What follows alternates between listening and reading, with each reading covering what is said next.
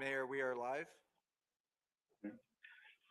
Welcome, everyone. This is the March 22nd, 2021 meeting of the Pasadena City Council. We'll begin the meeting by calling the roll. Mr. Clerk. Thank you, Mayor. Councilmember Hampton is not here yet, absent. Councilmember Kennedy? Yes. Councilmember Madison? Yeah, here. Councilmember Masuda? Here. Councilmember Rivas? Here. Councilmember Williams? Here. Vice Mayor Wilson? Present. Mayor Gordo? Here.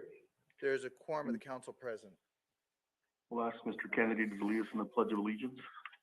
Ladies and gentlemen, colleagues, please stand for the Pledge of Allegiance. Put your right hand over your heart, I hope. Ready, begin. I pledge allegiance to the flag of the United States of America, and to the republic for which it stands, one nation, under God, indivisible, liberty and justice for all. Thank you. Okay, so we have a couple of ceremonial matters, but before we take those up, Mr. Madison had a request for adjournment at the end of this evening's meeting. Mr. Madison? Thank you, Mayor. I'm really heartbroken to ask my colleagues to join in adjourning today's meeting in honor of our friend and longtime colleague in many respects, Gene Gregg, who was a retired partner at Hahn & Hahn, who passed away on Saturday morning. Gene was a longtime resident in my district and of our city, Pasadena. He was a graduate of Occidental College, attended UOP McGeorge School of Law, and for most of his career practiced business and labor law at Hahn & Hahn, the oldest firm in Pasadena. And, I often say that if you want to get something done, ask a busy person. And Gene was certainly, or Gino, as we refer to him affectionately, Gino was certainly illustrative of that. He served on the T of R. He served on the board of the First Tee of Pasadena. He served on the RBOC as an ex officio member. He served most memorably in my mind as on the Pasadena Center Operating Company, where he was an officer and served in a number of important positions during the time that we were doing very important things at the center. He had been battling pancreatic cancer, a particularly virulent form of cancer, for over 2 years, and fought an amazingly brave battle. Leaves behind his bride of many decades, Dodie, and their 2 children who are grown now and who have spouses and kids of their own. So if we could please remember Gene Craig when we adjourn today. Thank you. Thank you. I knew Gene and had the pleasure of working with him when I served at the RBOC, and he was at the convention center, and just a great guy, always well prepared, always wanting to do the right thing for PCOC and RBOC in the city, and we certainly benefited tremendously from his service at PCOC and at RBOC. And my recollection is that he served as an officer and president of PCOC for some time. So we will adjourn in Gene Gregg's memory at the end of the meeting. Any other questions, comments? Okay, so thank you, Mr. Madison. And we'll send a letter out to Gene's family and letting them know that we're adjourning in his memory. Next is a couple of ceremonials, and we have a couple of guests here. I thought I saw them. Oh, there, Paul Leclerc from the Langham Hotel and Jason Melillo from Cross. And so let's start, it's become our practice to recognize legacy businesses in Pasadena, and these are certainly two legacy businesses, and your presence in Pasadena has contributed greatly to the fabric of Pasadena for a long, long time. And so let me read some of the facts here. First, we have Paul from the managing director at the Langham. Good to see you, Paul. And we're pleased to recognize the Langham Hotel, an iconic Pasadena landmark. For over 100 years, the Huntington Hotel has provided memories for millions of guests over the decades. Opened in 1914 by railroad tycoon Henry Huntington and designed by architect Myron Hunt, the hotel has served as an exclusive getaway for entertainers, riders, royalty, and presidents, as well as a backdrop for many television and film productions. Throughout the years, the Huntington Hotel has sought to maintain a close civic connection and create meaningful memories with guests and locals alike. From hosting a U.S. Army division during World War II to the more recent Heritage with Heart event series benefiting local nonprofits, opening its arms to welcome the community has been of utmost priority over the past 100 years. The Huntington Hotel is very proud of their long heritage in Pasadena and looks forward to celebrating these memories and creating new ones with all who walk through their doors. And so, Paul, thank you to you and your staff for all of your contributions to Pasadena. And I want to congratulate you on behalf of the residents of Pasadena and the City Council for great contributions. Well, thank you, Mr. Mayor and council members. As I think some of you know, the first sentence in our hotel mission statement is "We are the heart of the community," and it's truly heartwarming to be recognized as a Pasadena legacy business. We deeply value our partnership that we have forged with the city of Pasadena over many years and the genuine relationship that we've built with our Pasadena neighbors. The Huntington has enjoyed a storied history over its more than 100 years in Pasadena, and the entire Langham team is committed to continuing our legacy of traditions that we've all enjoyed. Generations and generations of Pasadena residents have enjoyed. And of course, we're committed to our colleagues and guests during these trying times, and we all look forward to the better times that are most certainly ahead for all of us.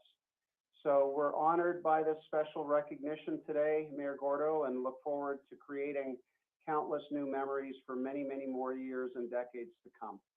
Thank you very much. Thank you. Vice Mayor Wilson. Yes, thank you, Mayor. I wanted to add my 2 cents. Langham obviously is in District 7. We're pleased to have him, and we're grateful for Paul's leadership. He's really taken the kind of charge of being a good neighbor, I think, to a great level. That hotel, part of its charm, it's in a neighborhood, and I really appreciate his responsiveness to the neighbors, and also want to recognize they recently restored the picture bridge. So some of their investments in maintaining the history that's associated with that hotel is also greatly appreciated. And I know I'm looking forward to spending more time at the hotel again as things open up. So congratulations, Paul, on this recognition and your leadership and your contributions to the community. Thank you very much. Absolutely. Thank you. Thank you, Paul. The next legacy business we're recognizing today is Cross. Listen to this. It's one thing to have a hotel, but to have a business in Pasadena for 80 years. That's you may not have the physical presence, but boy, that's a long time to have a business in Pasadena. So I want to congratulate Cross, a full-service certified public accounting and consulting firm with more than 80 years in the community. In 1939, its founder, Robert B. Cross, who previously worked for Lockheed Corporation, set out to open his own firm to help his clients through various tax rules and regulations of the time. In 1968, Cross was the first accounting practice in the Pasadena area to be computerized, with one of the first automated accounting systems. And what started out as a family business with one office at 234 Colorado Boulevard has expanded to include offices throughout Southern California. Their firm has paired up with Pasadena City College to create a scholarship fund with cross-awarding scholarships to students enrolled full-time at PCC. So I want to give Jason an opportunity to say a few words and congratulate you and your partners and all the employees at Cross for 80 years of successful operation in Pasadena. Thank you, Mr. Mayor and council members. Thank you very much for this wonderful recognition. When Bob Coast founded our firm in Pasadena over 80 years ago, I doubt he could have ever imagined his legacy would be so strong 20 years later.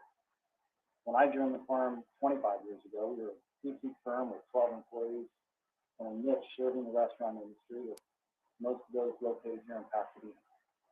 At that time, our hope was we could grow enough to make the LA Business Journal's top 100 firms in Los Angeles.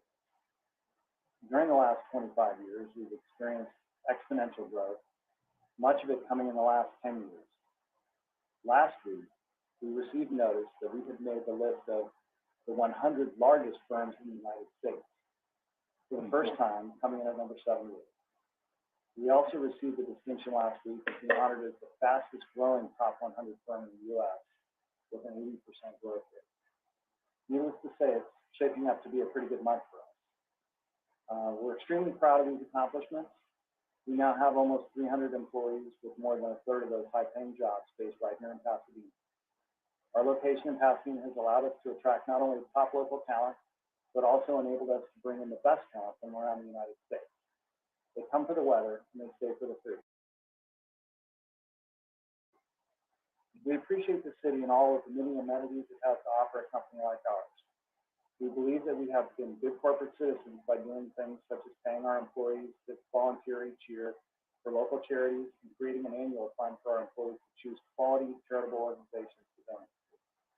We're grateful to have called Pasadena our home since 1939 and hope we can still be a positive influence in the city another 80 years from now. Thank you again for the honor of recognizing folks. And congratulations to both the Langenham and Cross for tremendous contributions to the Pasadena community, and we'll see you in another 80 and 100 years. I hope so. Good. Thank you both. Thank you.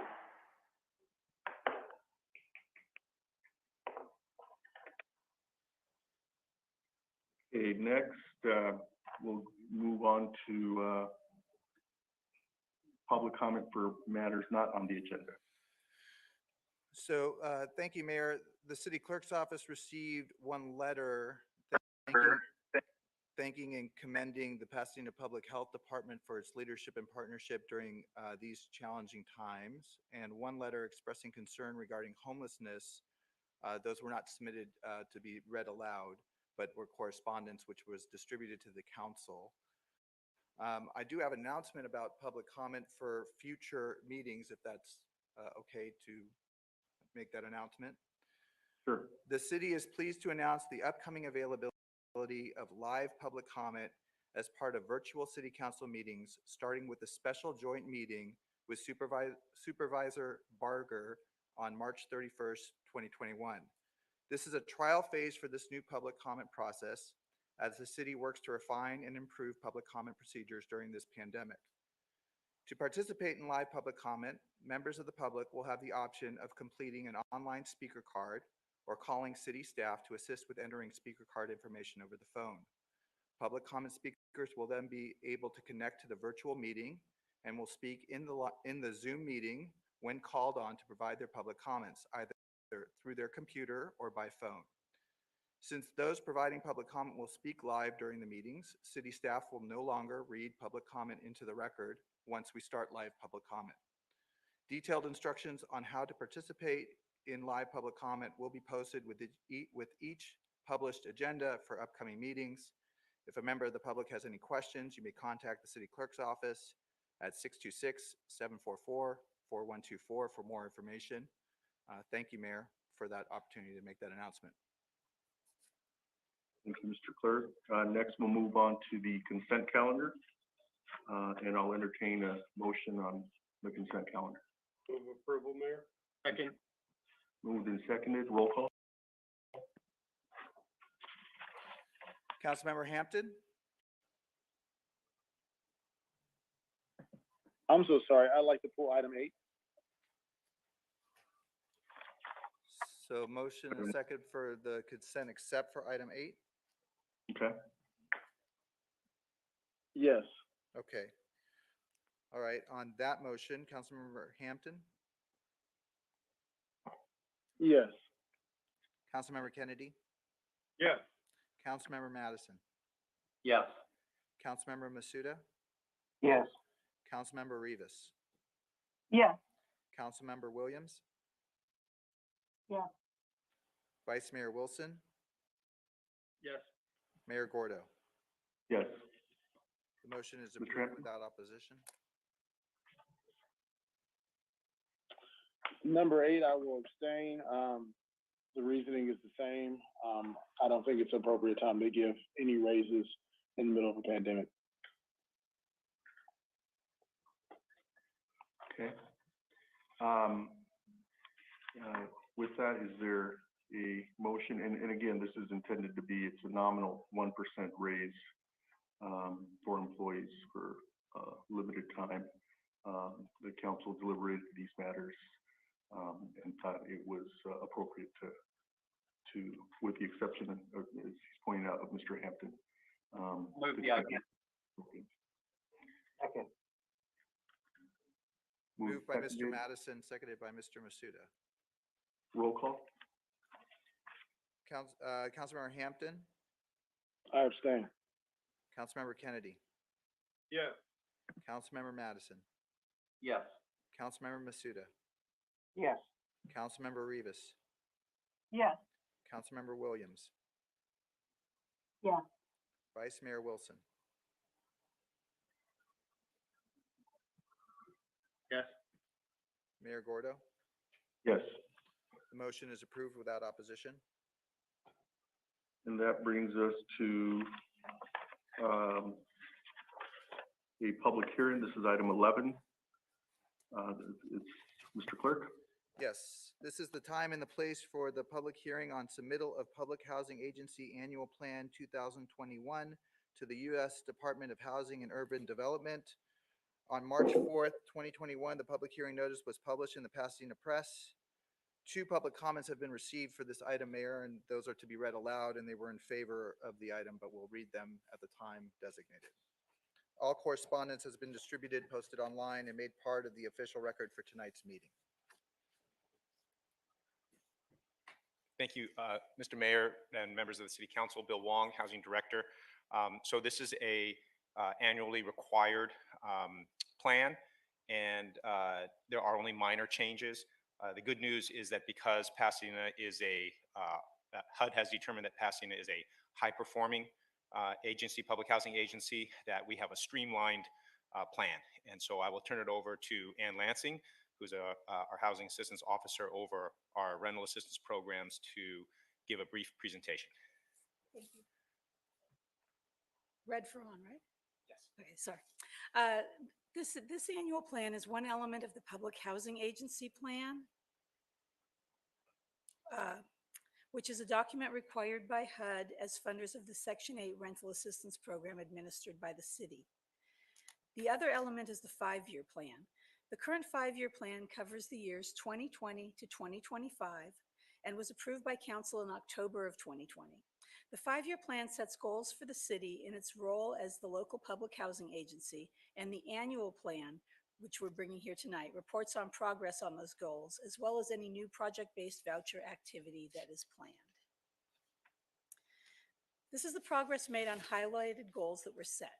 Under the goal of improving the availability of safe, decent, and affordable housing, the city strengthened outreach to landlords to encourage participation in our rental assistance program through the launch of a landlord incentive program. These incentive payments resulted in the participation or retention of 14 landlords since its launch in August of 2020. In the second objective listed here, we increased the availability of vouchers by submitting a successful application to HUD and receiving an award of 75 mainstream vouchers, as HUD calls them, for households that include a disabled adult. We'll be prioritizing these vouchers for homeless households, and we'll be back to council in April with more information. Finally, on this slide, we have monitored the payment standard, which is used to determine maximum rent and subsidy for Section 8 participating households, resulting in a higher payment standard and a lower rent burden for our participants. Our progress on the goals listed on this slide include partnering with the Housing Rights Center to provide outreach for 2 virtual fair housing workshops. Progress on the third goal was limited by HUD's response to the COVID-19 pandemic and the waiver of some requirements, including the issuance of a CMAP score. The good news is that the city was awarded a high performer rating in 2019 and in the 3 or 4 prior years to that, and that high performer rating was carried over. I'll now provide a brief update on our rental assistance programs. The city administers 1,409 vouchers, plus the additional 75 which were awarded in February but have not leased up yet. 1,292 vouchers are currently in use, which is a 3% increase over last year's voucher utilization. We also administer approximately 100 non-Section 8 vouchers for households experiencing homelessness or living with HIV or AIDS. This is some demographic data about the Section 8 program. Income and tenant rent have increased since 2020, and the city's portion of rent has increased. This means that while tenant income is increasing, contract rents as a percentage of income are increasing faster. The average payment to landlords has increased by $84 since last year, and the average annual income has increased by $101 since last year. We've seen a slight decrease in the percentage of participants who are employed, likely as a result of the COVID-19 pandemic. The small size of this decrease is likely affected by the large percentage of elderly and/or disabled program participants that we have. Despite the success in serving low-income Pasadena residents this last year, the Section 8 program continues to face challenges. The first of these, landlord reluctance to participate, has been offset somewhat by increased interest on the part of the landlords. Many tenants are having difficulty paying their rent, which makes a housing subsidy a much more attractive proposition. This, coupled with the landlord incentive program, have resulted in 19 new landlords renting to our program participants. A perennial challenge to the Section 8 program is that need greatly exceeds availability of the subsidy. We still have over 22,000 households on our waiting list, though most of these households are from outside of Pasadena. When serving households from the waiting list, preference is given to those who live or work in the city of Pasadena. And finally, among the challenges, HUD's reimbursement rate is continually lower than the rental market. In response to these challenges, we have marketed the program to landlords and launched the previously referenced landlord incentive program. We have also simplified the paperwork required and moved to biennial inspections for units that have been well maintained at the prior inspection. And finally, to more effectively serve people who have a hard time accessing housing subsidy programs, particularly those experiencing homelessness, we have allocated project-based vouchers to new permanent supportive housing projects. Heritage Square South and Hope Center will serve homeless seniors and homeless individuals respectively. Allocating these vouchers meant that the city had reached its project-based voucher cap. However, the 75 mainstream vouchers that we were just awarded will allow us to allocate up to 23 more project-based vouchers in the future if they're for special needs housing projects. And that completes my presentation. We're happy to answer any questions. Questions, comments, Mr. Kennedy? Thank you, Mayor. I just have some quick questions on page 2 of 4. Where we have our goals, Mr. Wong, and thank you for your presentation. Where you have the last bullet under goals, ensure effective operations and program management.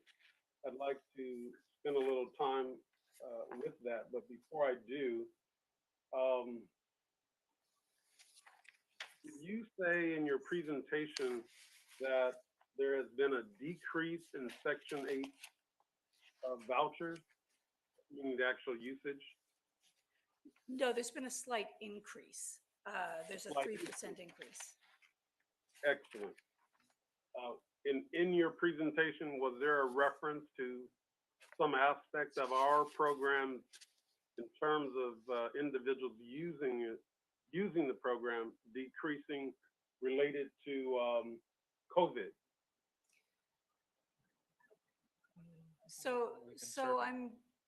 There hasn't been a decrease in individuals participating in the program.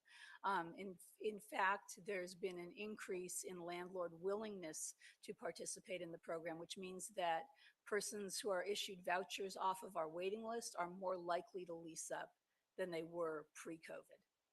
And it's Okay. also important to note that even throughout the pandemic, we have continued to serve our clients just in a different way. Initially, during the pandemic, we would serve folks primarily through the phone and through the website and with one-on-one socially distanced meetings when necessary. So we have continued to operate the program all the way through, so we haven't seen a drop-off in participation. Ann and Bill, I want to applaud you for whatever you're doing to encourage landlords to participate in the program because the need is so great. So as it relates to ensure effective operations and program management, do you believe there's any need to add language like, and do all that is necessary to obtain additional vouchers under the Section 8 program? So we actually do cover that under one of our other objectives. Oh yeah, it's the fourth bullet point on page 3 of the plan. Increase the availability of rental vouchers for applying for special needs or other vouchers when available. And doing just that is what got us the 75 mainstream vouchers that we'll be leasing up shortly. Okay, so really we're just focused on page 2 as a subset. Page 2 of the presentation is subset. I've got it. Page 2 of the presentation or agenda report? Page 2 of the staff report, you mean? Sorry. Page. Yeah, so the goals and objectives that were listed were an abbreviated version of the goals and objectives in the annual plan itself, but applying for additional vouchers was one that was included. Okay, excellent. I think that's the most important aspect of the plan itself, and Ann Lansing and Bill Wong, you are both to be commended for just really providing shelter, a home for those in the greatest need in our community. And obviously, to the extent possible, we want to see more of that, even given the fact that resources continue seemingly to be lacking. Thank you, Mayor. This is an update on our 5-year plan, and so we look forward to the next year's report and more progress made on some of the goals. With that, I think we just, do we need a motion, Mr. Clerk? Before we close the public hearing, did you want me to read the public comments? Yes. Okay. The first one is from Stephanie Church, Pasadena resident. It has been such an honor and privilege to be on the executive board of the City of Pasadena Housing Community Advisory Board, and I am so very pleased with the new adoptions for the PHA annual plan for 2021. William Wong, Ann Lansing, and the City of Pasadena Housing Department has done an exceptional job in the planning for the 2021 year in the 5-year plan, in increasing the number of project-based housing units within our community and meeting the needs of the community with additional vouchers, disability inclusion for non-elderly family member, and the coming reopening of the waitlist for Pasadena. The planning and strategies of addressing the housing needs with the inclusion of landlord incentives and other innovative ideas has paid off in the PHA annual plan for 2021. I am excited for the many opportunities that will be available for homeless families and permanent supportive housing individuals here in the city of Pasadena. I am in full support of this 2021 plan, and I hope the City Council passes it with unanimous support and approval. Sincerely, Stephanie M. Church. The next comment is from Jill Suzanne Shook, Pasadena resident. We are grateful for our excellent housing department and the work they have done in preparing the annual action plan. We hope we can access even more funding and Section 8 vouchers to end homelessness in our city. This is so inconceivable. And that completes public comment on this item. So Move to close the public hearing. Second. moved by Councilmember Kennedy, second by Vice Mayor Wilson to close the public Roll hearing. call? Councilmember Hampton, Yes. Councilmember Kennedy, Yes. Councilmember Madison, Yes. Councilmember Masuda, Yes. Councilmember Rivas, yes, Councilmember Williams, yes, Councilmember, Vice Mayor Wilson, apologies. Yes. Mayor Gordo. Yes. The motion is approved without opposition. Agenda item number 11, with extreme gratitude to staff and to those who participate outside of city government in an advisory capacity in any way, who had a hand in putting this particular agenda item together. Thank you. Is there a second? Mr. Wilson or Mr. Masuda? Councilmember Masuda, roll call? On the motion to approve the staff recommendation, Councilmember Hampton? Yes. Councilmember Kennedy? Yes. Councilmember Madison? Yes. Councilmember Masuda? Yes. Councilmember Rivas? yes, Councilmember Williams? yes, Vice Mayor Wilson? Yes. Mayor Gordo? Yes. Motion is approved without opposition. Thank you.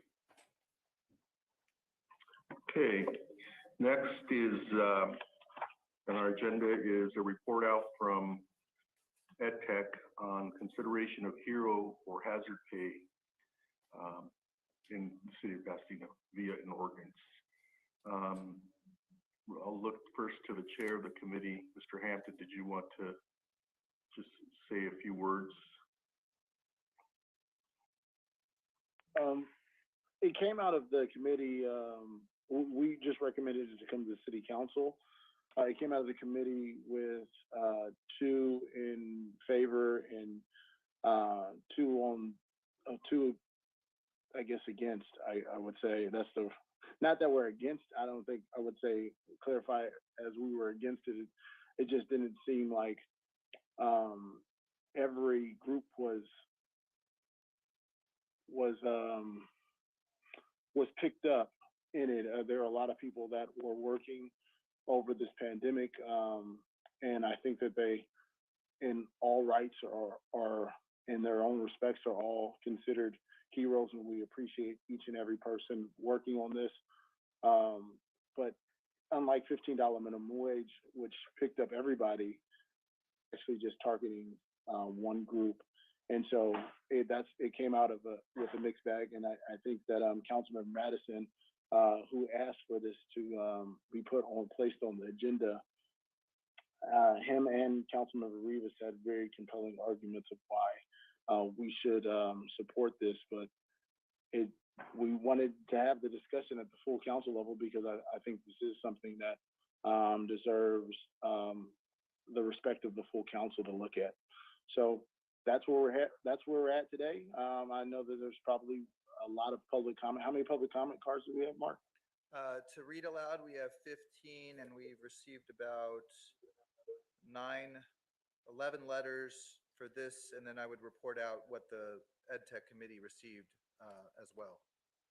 Okay, so, to wrap it up, there wasn't just a lot of clarity coming out. As you just heard, it was a 2-2 vote, but it wasn't actually a vote. We just decided to have it come to full council. Moving forward, yeah. Yeah. Okay, Thank you. great. So why don't we start with a brief presentation from the city manager, and then we'll move on to discussion. Thank you, Mayor. Eric Deichart, our Economic Development Manager, who also staffs the Ed Tech Committee, has a brief PowerPoint to put things into context, then set a tone for council discussion. Eric? Yes, thank you very much. Mayor, members of City Council, I'll go through these slides. As the chair of the committee conveyed, it went from Ed Tech back to council, and I'll just point out that the issue has arisen out of a very serious concern that grocery and drugstore employees have worked in higher risk circumstances. There have been other jurisdictions in Southern California that have adopted ordinances that have either the hero or hazard pay title. Several cities, Long Beach, Pomona, Montebello, Santa Ana, Costa Mesa, Irvine, and Palm Springs have it at a $4 per hour level premium, with LA City, LA County, Santa Monica, West Hollywood looking at more of a $5 rate, which they've approved. The employer, in most cases, is defined as a corporate entity, which is either publicly traded or employs more than 300 people nationally.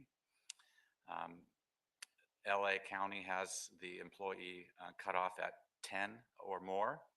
Some of the other cities have it at 15. I'll get into that in a moment. Stores are defined really in 3 ways.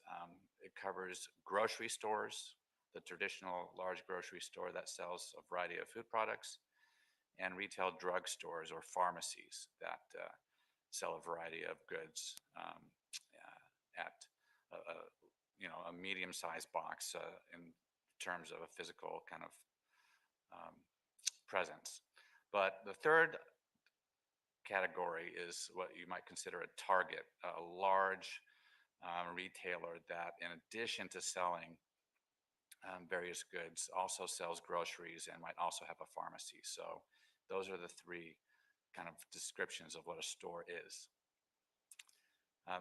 Here's a chart showing the kind of subtle flavor differences of the different jurisdictions in LA County. As I mentioned, it covers those 3 categories of stores, but it includes all workers. In LA City, the definition of store is very similar too, but it specifies hourly workers, but non-management. Long Beach, Montebello, and others, there's a slight difference on how they define a store, but it pretty much is the same thing. But it has a cutoff of 15 employees.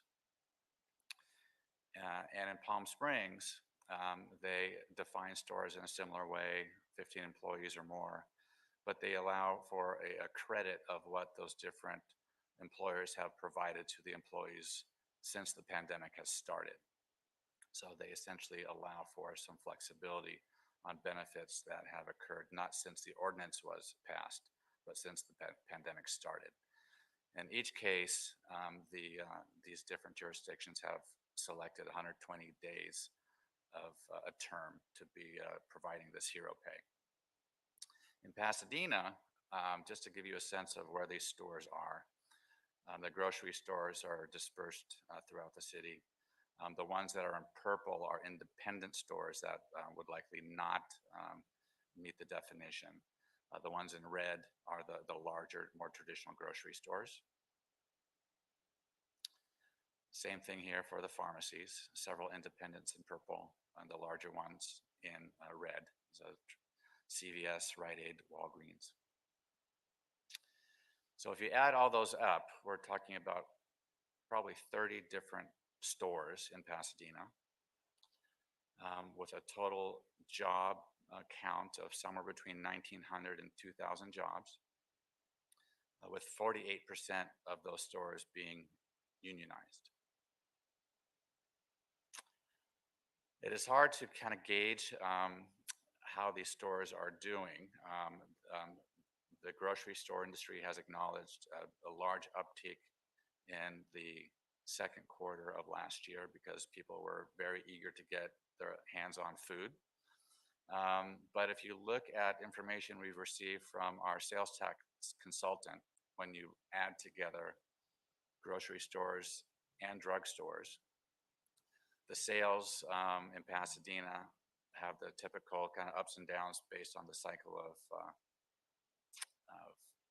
holiday kind of shopping, but in large part they are flat. But I want to make it clear that these this graph shows sales tax. So a lot of the food that you would buy at a grocery store is not, the sales tax is not applied to that. So if you go to the grocery store, meats and vegetables and cereals are not taxed, but if you buy dog food and aspirin and you buy toilet paper and other things, I think that is taxed at the regular rate.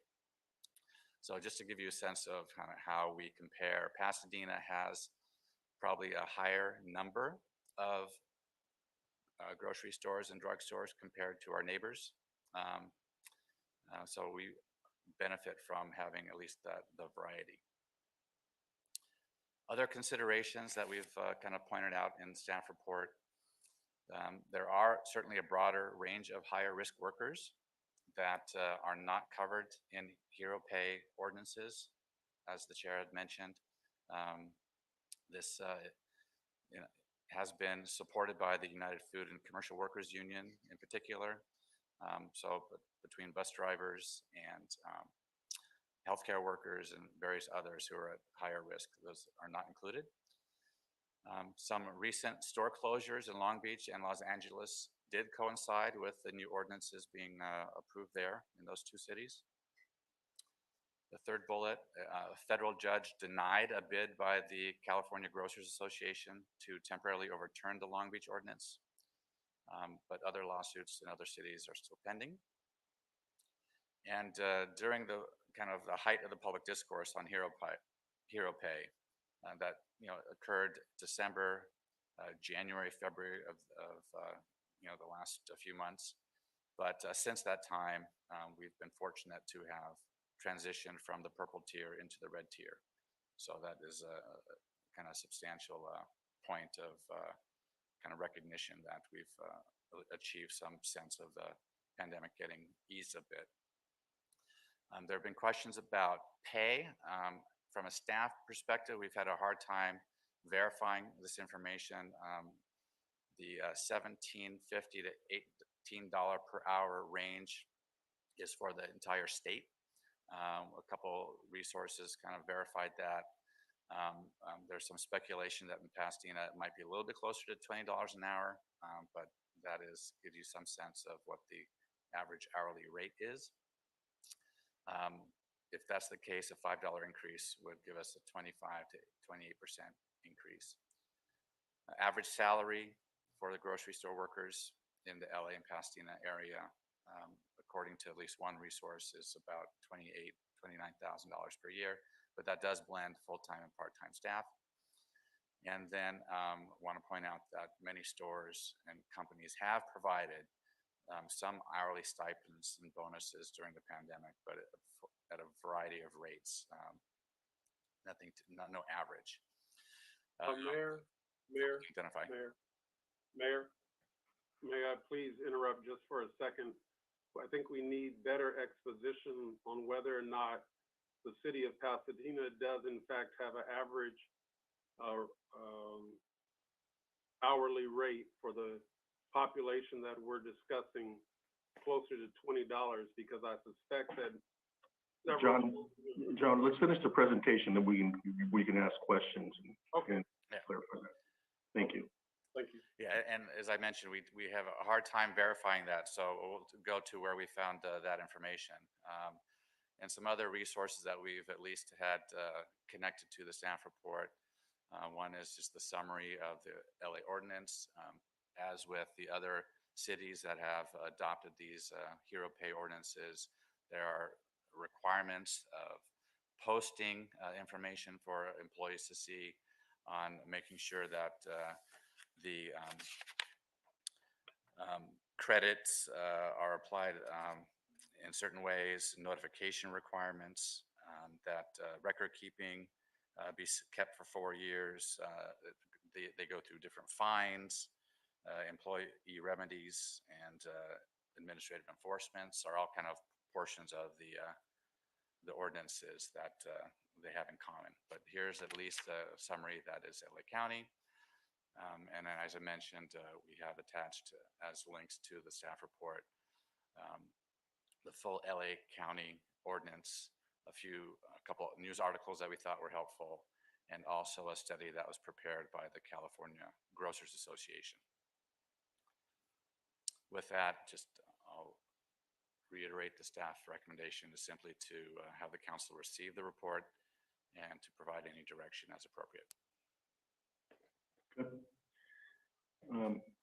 Questions? Let me turn to Mr. Madison first, who requested the matter, and then I'll come back to it. Thank you, Mayor. Thank you, Mayor, and thank you, Mr. Kennedy. Yeah, I do have a couple of questions about the staff report that may be similar to Councilmember Kennedy's comments. I would note, sort of as an overarching theme, that, and I definitely appreciate our economic development staff, which works with businesses and growing the business community. I do think the presentation is bound to be skewed when they present this information, which is a remedial measure, not aimed at the businesses or their owners, but aimed at working families whose family members and breadwinners have been providing us with groceries and pharmacies during the pandemic. And, you know, this really is a remedial measure. It's short-term, 120 days. It's intended to provide some mitigation of the enormously increased risks that the workers in these sectors have experienced because of and during COVID. And I mentioned at the committee that when I first heard of this initiative, as other cities began to study it and then ultimately adopt it. And so just as a note, as we look around, LA City adopted, LA County adopted, other cities that we think of as being in our cohort of progressive cities, the other two cities who have public health departments, Berkeley and Long Beach, both adopted it. Santa Monica adopted it.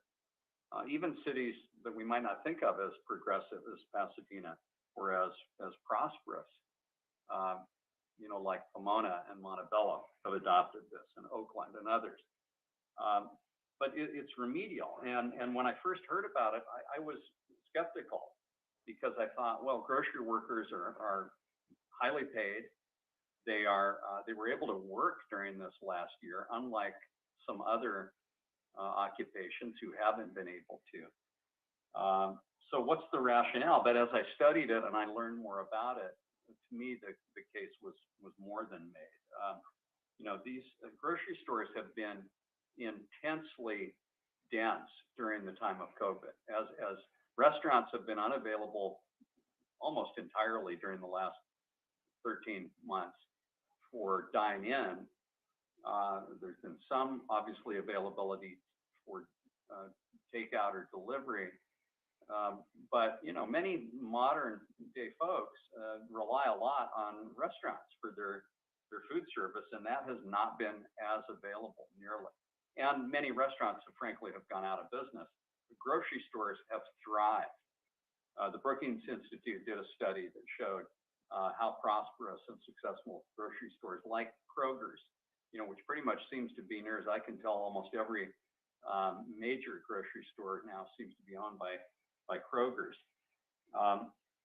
That the intent here would be to provide a short-term mitigation to these workers who have basically had to work in these intensely dense environments during COVID, where rates of infection and of fatality have been increased in those loci.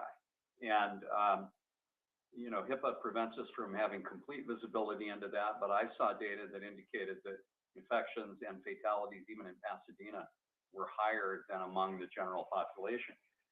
So I was, you know, disappointed, but maybe not surprised that some of our, you know, more conservative colleagues might oppose this. The arguments, though, really don't hold water when you listen to them. There's one that talks about sort of inequity, you know, that there are other workers that aren't covered. Staff mentioned that for the first time today in their report. I don't think that was mentioned at the committee, but nonetheless, not really.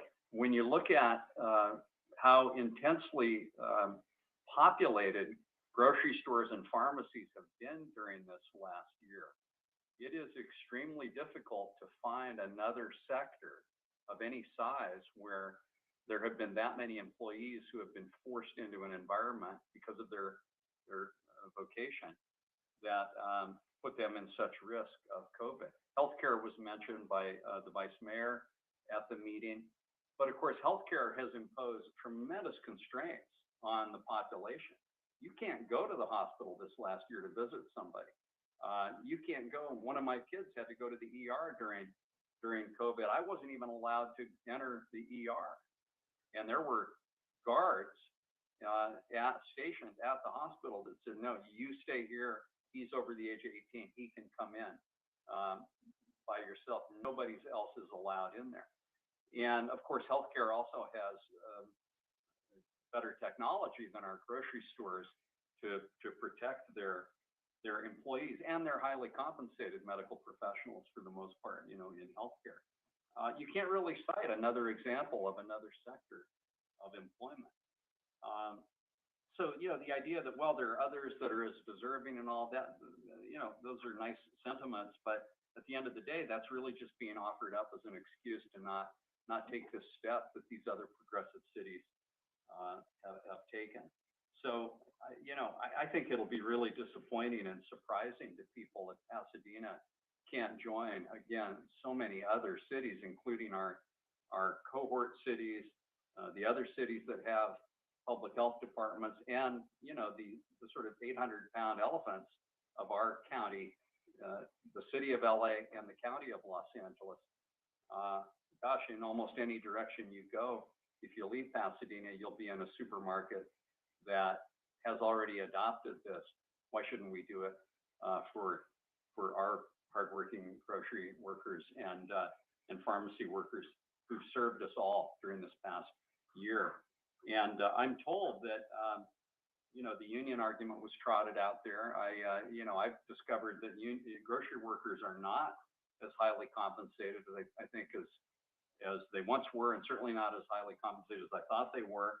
I'm told that around 30% are represented by collective bargaining. That leaves 70% that aren't. So this isn't some, you know, power play by organized labor. And, you know, those average salaries really got my attention. They're way below the amount that families would qualify for federally subsidized lunch and breakfast in our public schools. You know, so, and a lot of that has to do with technology and forces that are beyond our control. So, you know, I've been talking a lot lately about my concern personally about the K economy that we find ourselves in, where, you know, for the billionaires at the top of the economic heap are doing better than ever. You know, the stock market has gone up over 50% in the last year. But for the vast majority of working families in this country, they're finding it harder and harder to make ends meet. And these are, you know, we're going to talk about discrimination a little bit later in this meeting. These are largely people of color, Latinos and African Americans and others. And they're Pasadenans too. I'm told about half of our grocery and pharmacy workers in Pasadena live here in Pasadena. So these are our constituents. And, you know, we've got to be talking, I don't know, Eric, if you have a figure for us, but just back of the envelope, I believe it's 1,000 or more employees would be covered by this. We're not talking about the mom and pop, you know, bodega. We're talking about chains that have, 300 or more employees enterprise-wide, or, and more than 10 employees, on this site. So we're really targeting the major corporations that have made billions in profit this past year. So I guess that would be my one question, Mayor, and then I'll be interested to hear the comments of our colleagues. But Eric, did you? Yes, when we added up the employment, in some cases we called and got exact figures, other times we had to take an educated guess, but adding up those 30 different stores, we got to between 1,800 and 2,000. So it certainly adds up to quite an employment group. And so in a sense, this too would be economic stimulus, but mostly mitigation for the increased risks and hardships that they've had to undergo. And these huge corporations can afford it. Am I correct, Eric, that about half of those or more live in Pasadena? That I haven't been able to verify, but that certainly wouldn't be too far off. But okay. Yeah. So I'm prepared to move the item proudly, Mayor, and I would hope that we don't find ourselves an outlier in these other progressive, thoughtful cities that have adopted this pretty narrow mitigation measure. Thank you. Thank you. Excuse me, Mr. Kennedy. Thank you, Mayor, for calling on me. What I would simply say is that I'd ask Mr. Madison to fashion a motion that's beyond what is presented in item 12. I'd be delighted to second that motion. You are, in fact, the champion of this consideration for the council. I do get it in terms of any increases in wages at a time when I see a whole host of entities that are really struggling to survive. I've actually witnessed businesses in my district that are closed, particularly smaller businesses that are the heart of our economy, both locally, statewide, and nationally. Small business is where America is. Having said that, if I understand it correctly, this is going to be a temporary measure, and I think it's sending the right message. There will be obviously tremendous objection from certain sectors, but we're not talking about 20,000 employees. According to Eric Deichard, we're talking about approximately 2,000 employees. And I'm wondering, in this hero pay, those individuals who've worked in a certain size, large corporate-owned boarding care facilities of a certain magnitude that I don't necessarily have a recommendation on what that number of employees needs to be, but I'm told that there are huge corporations who have gotten into that business, and we need to take a look at that if we can fashion a strong motion similar to, as Mr. Madison and the record already shares, LA County, Los Angeles, Long Beach, Santa Monica, and other progressive cities, and some that may not be as progressive as we once thought. But, life changed for the world, not just Pasadena. Life changed for the world in 2020. And I think this is the opportunity for this council to step up. Yes, there's going to be risk with doing this, but those workers deserve the kind of support that we are contemplating this evening. And I hope that I'll be able to second proudly a motion that Councilmember Madison would fashion. Thank you, Mayor. I appreciate the time. Mr. Masuda? Thank you, Mayor. And I really appreciate Mr. Madison's compassion for doing this. I struggle with it though, because just like Mr. Kennedy said, I think a lot of businesses are struggling right now. And I'm not sure that I'm prepared to make an increase for a special group. And I appreciate the pharmacy workers and the grocery workers, but I'm worried that it's the overall pass-through is going to go to the residents. So right now, I'll keep my mind open, but I'm struggling with it, and I'm worried about higher prices for the residents. Thank you, Mayor.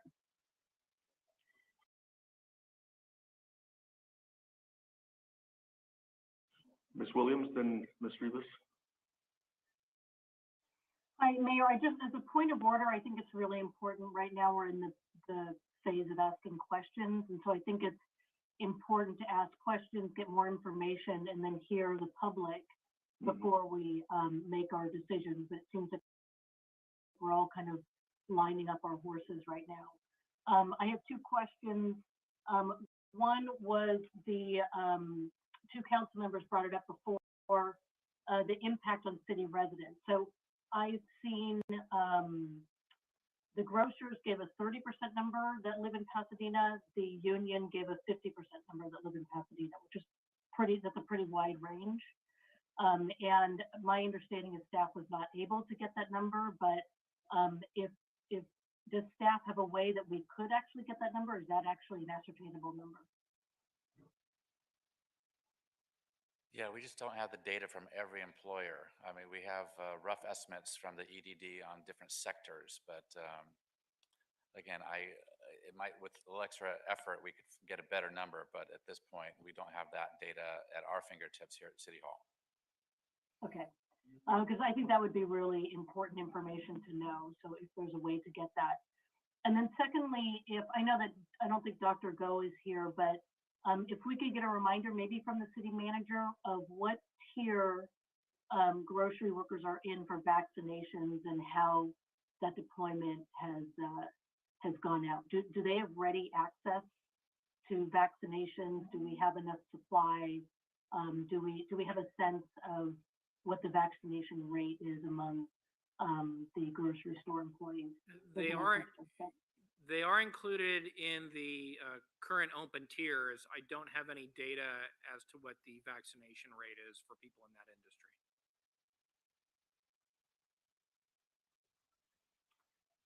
Okay. Any follow-up, Ms. Williams, or? Actually, I think the third question for the city manager is if we could just be reminded of what the types of programs are right now that the city offers to help residents who are under or unemployed with rent, meals, et cetera. What is the city currently doing, and is there an option to expand those programs under the new COVID and sort of Economic Development Administration grant? Sure. Well, under the direction of the city council, the city's been very forthcoming in providing assistance to its residents, its businesses. There was the $11 million in utility surtax rebates, $500,000 in grants for arts and cultural organizations, $500,000 in grants for businesses. There was, I believe it's $1 million went to 275 households to provide rental assistance. And again, we're hoping with the federal COVID relief bill that we'll have additional dollars to assist in a number of these areas. And the city council, of course, passed a moratorium on commercial and residential evictions for the duration of the pandemic. Thank you. I think Ms. Rivas was next, followed by Vice Mayor Wilson. Thank you, Mayor. I guess I'll hold off until after we hear a public comment, but at this moment, I just wanted to point out for my colleagues who are still weighing the matter, may not be in favor of it. I think it's important that we keep in mind that there would be many parts to this proposed ordinance. As one of the slides in the presentation showed, we don't necessarily have to follow any model that the county or any of the other cities followed, and that there's lots of room for discussion on what our ordinance would look like, and that we can and we should tailor something for Pasadena specifically. Thank you, Mayor. Thank you. Vice Mayor Wilson. Yes, thank you, Mayor. Eric, you mentioned that about 50% of the stores are unionized. Can you, what portion of the employees are represented of the 2,000? So we asked all the stores over the last few days for a breakdown of that number, and we've been kind of just semi-successful in getting it.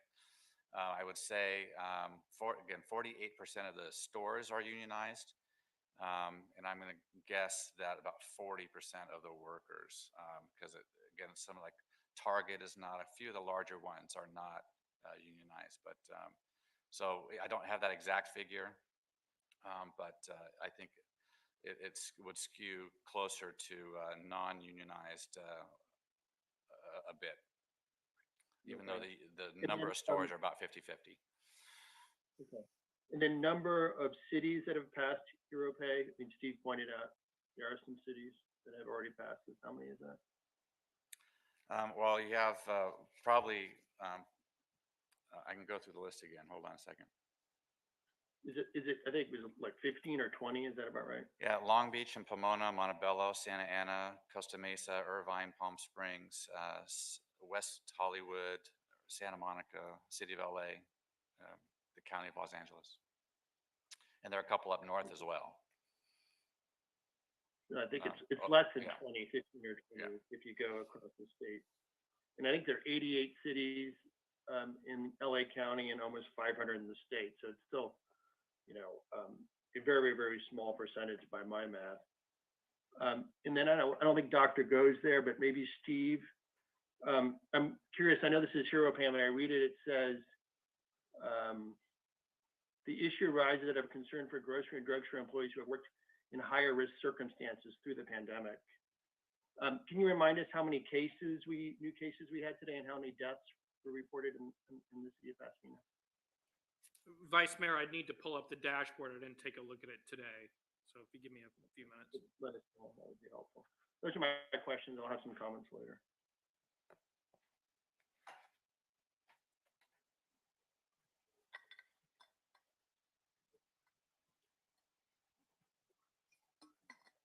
Steve, did you want to respond to those questions or come back to it? He's looking up that information, Mayor. Why don't we go to public comment? Sure. Sure. So the city clerk's office received 9 letters of correspondence stating strong support for Hero/hazard pay, a Hero/hazard pay ordinance, and 2 letters were received opposing the proposed ordinance, citing negative consequences for businesses, employees, and customers. And just to report out what correspondence was received at the EdTech committee meeting just last week, 23 letters and 136 postcards were received by EdTech in support of the ordinance, as well as 5 letters expressing opposition to the ordinance. And we posted all of the correspondence for this item on the city's website provided to the city council. We have 16 comments to read out loud. First comment comes from Stu Venable, Pasadena. Such a measure has for other areas resulted in store closures, and such a measure would likely result in such closures here, and they would inevitably happen in lower income areas. From Mark, and I can't read the last name, Los Angeles. The term, quote, hero pay is misleading when it should be, quote, thank you pay. When the virus was at its highest point and everyone was at home during the stay-at-home ordinance, grocery workers showed up every day with the high risk of contracting the virus and kept the shelves full while still working more than 8 hours on most days because some workers had contracted or came in contact with someone that was positive. It's a small price for supermarket chains to pay for 120 to 150 days. For Mark Mayer, or Meyer, Pasadena. Mark Meyer, Pasadena resident, speaking for Pasadenans Organizing for Progress in response to public comment by the Chamber of Commerce and the California Grocers Association. Number one, profits at groceries should not be measured as percentage of sales as in the chamber comment. Instead, profits measured by return on investment show enormous profits, 6.8 billion for the chains covered by the ordinance. Number two, store closures are unrelated to other city ordinances. The closures will take place near the end of the 120-day hero pay, thus not saving store costs as they contend. Number three, most of the bonus pay described has now lapsed. One exception is Trader Joe's, an example demonstrating that responsible businesses can afford hero pay. In other jurisdictions, TJ's has been given credit for the policy already in place. The majority of grocery and pharmacies covered in Pasadena are not unionized. That was number four. Number five, despite maintaining their employment, grocery and pharmacy workers face accumulated debt and rent shortfalls that hero pay can help remedy. Number six, pay for full-time, full-year grocery workers with families do not have a livable wage in Pasadena, and their children qualify for benefits in the public schools. From Peter Dreyer, Pasadena. Which side is the city council on? Jeff Bezos, owner of Amazon, owner of Whole Foods, or essential grocery and pharmacy workers who risk their health and families to serve the rest of us? All the other chain stores have made huge increases in profits during the pandemic. They can afford to pay an extra $5 per hour to these essential workers. The Chamber of Commerce is crying wolf. These huge national chains won't close stores because of an extra $5 per hour for 4 months. The handful of stores that have closed in Long Beach were going to close anyway, not due to workers' wages. Many other cities in Southern California have adopted this policy. So should Pasadena. From Marianne H.M. Reardon, Pasadena. I support paying grocery workers additional hero pay during this pandemic. The everyday, quote, on the ground workers deserve this for being essential workers providing service despite risk to their own health and finances. From Angel M. Castillo, Pasadena. This pandemic has been going on for over a year now, which is way longer than a lot of other countries, and you know why? Because we couldn't get it together and do the sensible thing, which was just pay people to stay home until the contagion was under control. Now, as people who are forced to keep working endure more and more risk to their health, the very least we could do is guarantee them appropriate compensation commensurate with the risk. Other municipalities in LA County have already done this, so it should be an absolute no-brainer. From Jackie Robinson, Pasadena. Mayor Gordo and members of the council. I urge you to vote yes on today's hero pay item. Without question, everyone has been touched and impacted by the pandemic. My family included, who all contracted COVID and sadly lost my grandmother. None more than our essential workers in large retail, health care at every level, and small business owners. The facts are that large grocery chains have profited despite the pandemic. They are successful because of their workers and customers. As customers, we have a duty to reward these workers who have continued to serve us despite the health ramifications for themselves and their household. Point blank, period. If you benefited and protected yourself at any point during this pandemic by having your groceries drive up, picked up, delivered, or felt safe enough to step inside a store, it was due to essential workers. $5 is a mere drop in the bucket for the gratitude we owe them, and that their employers should as well. Although this action should be permanent, it is indeed temporary. Please vote yes and thank essential workers with your action and not your words. From Ella Hushagen, South Pasadena.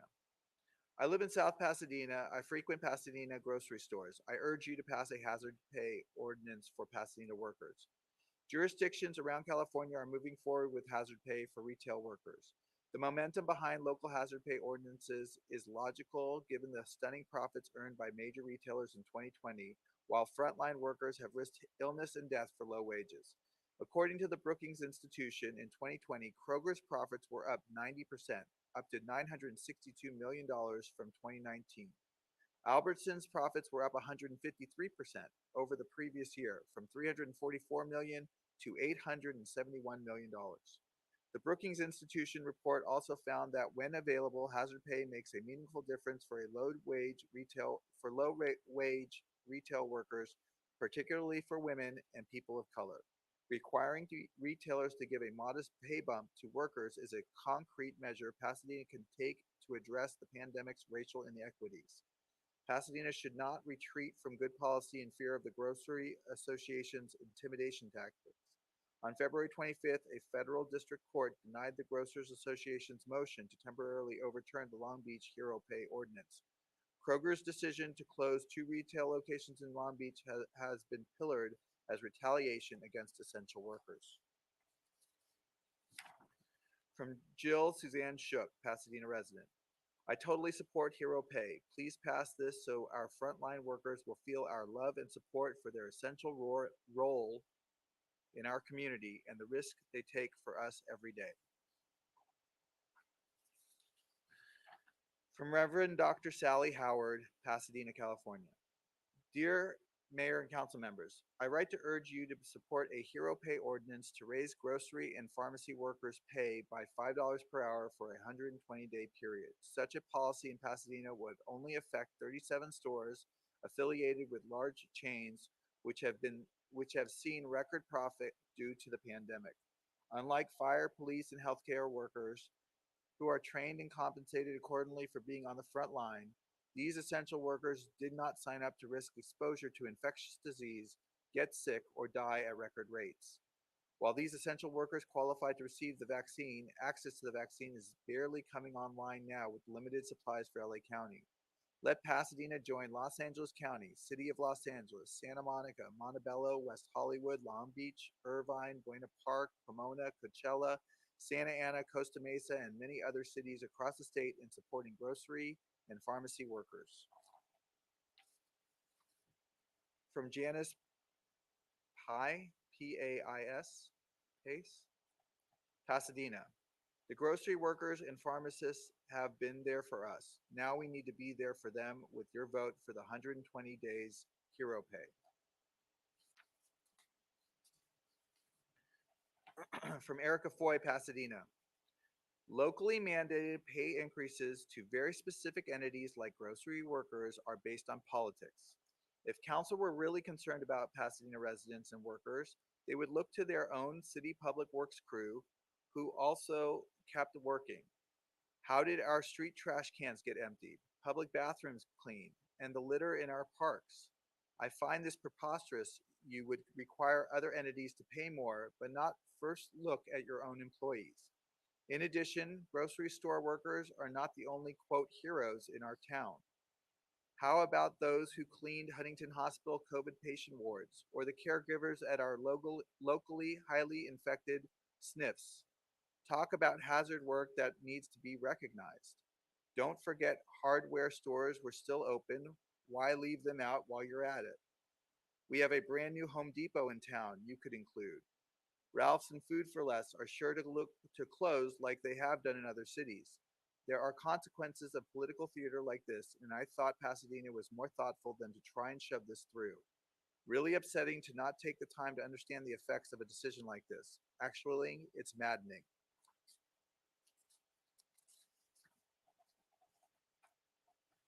From Helen Tran, South Pasadena. I write to urge you to support a Hero Pay ordinance to raise grocery and pharmacy workers' pay by $5 per hour for a 120-day period. Such a policy in Pasadena would only affect 37 stores affiliated with large chains which have seen record profit due to the pandemic. I live in South Pasadena, where the city is also contemplating a Hero Pay ordinance. Such an ordinance will be more effective if it were enacted by all of our cities. It will prevent the major retailers from retaliating against workers in the communities they do business in by closing their stores. They must pay to play. Unlike fire, police, and healthcare workers who are trained and compensated accordingly for being on the front line, these essential workers did not sign up to risk exposure to infectious disease, get sick, or die at record rates. This is similar to another comment that we had read earlier and talks about the various cities that were that enacted hero pay ordinances.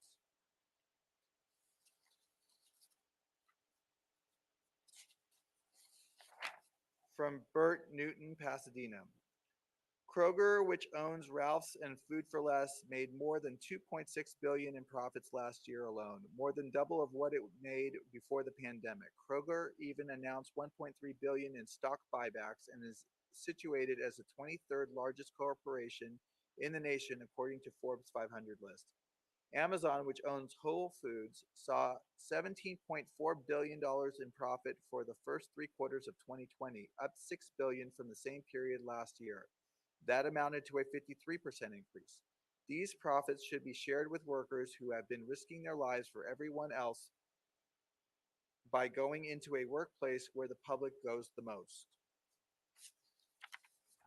From Jackson Loop, Pasadena.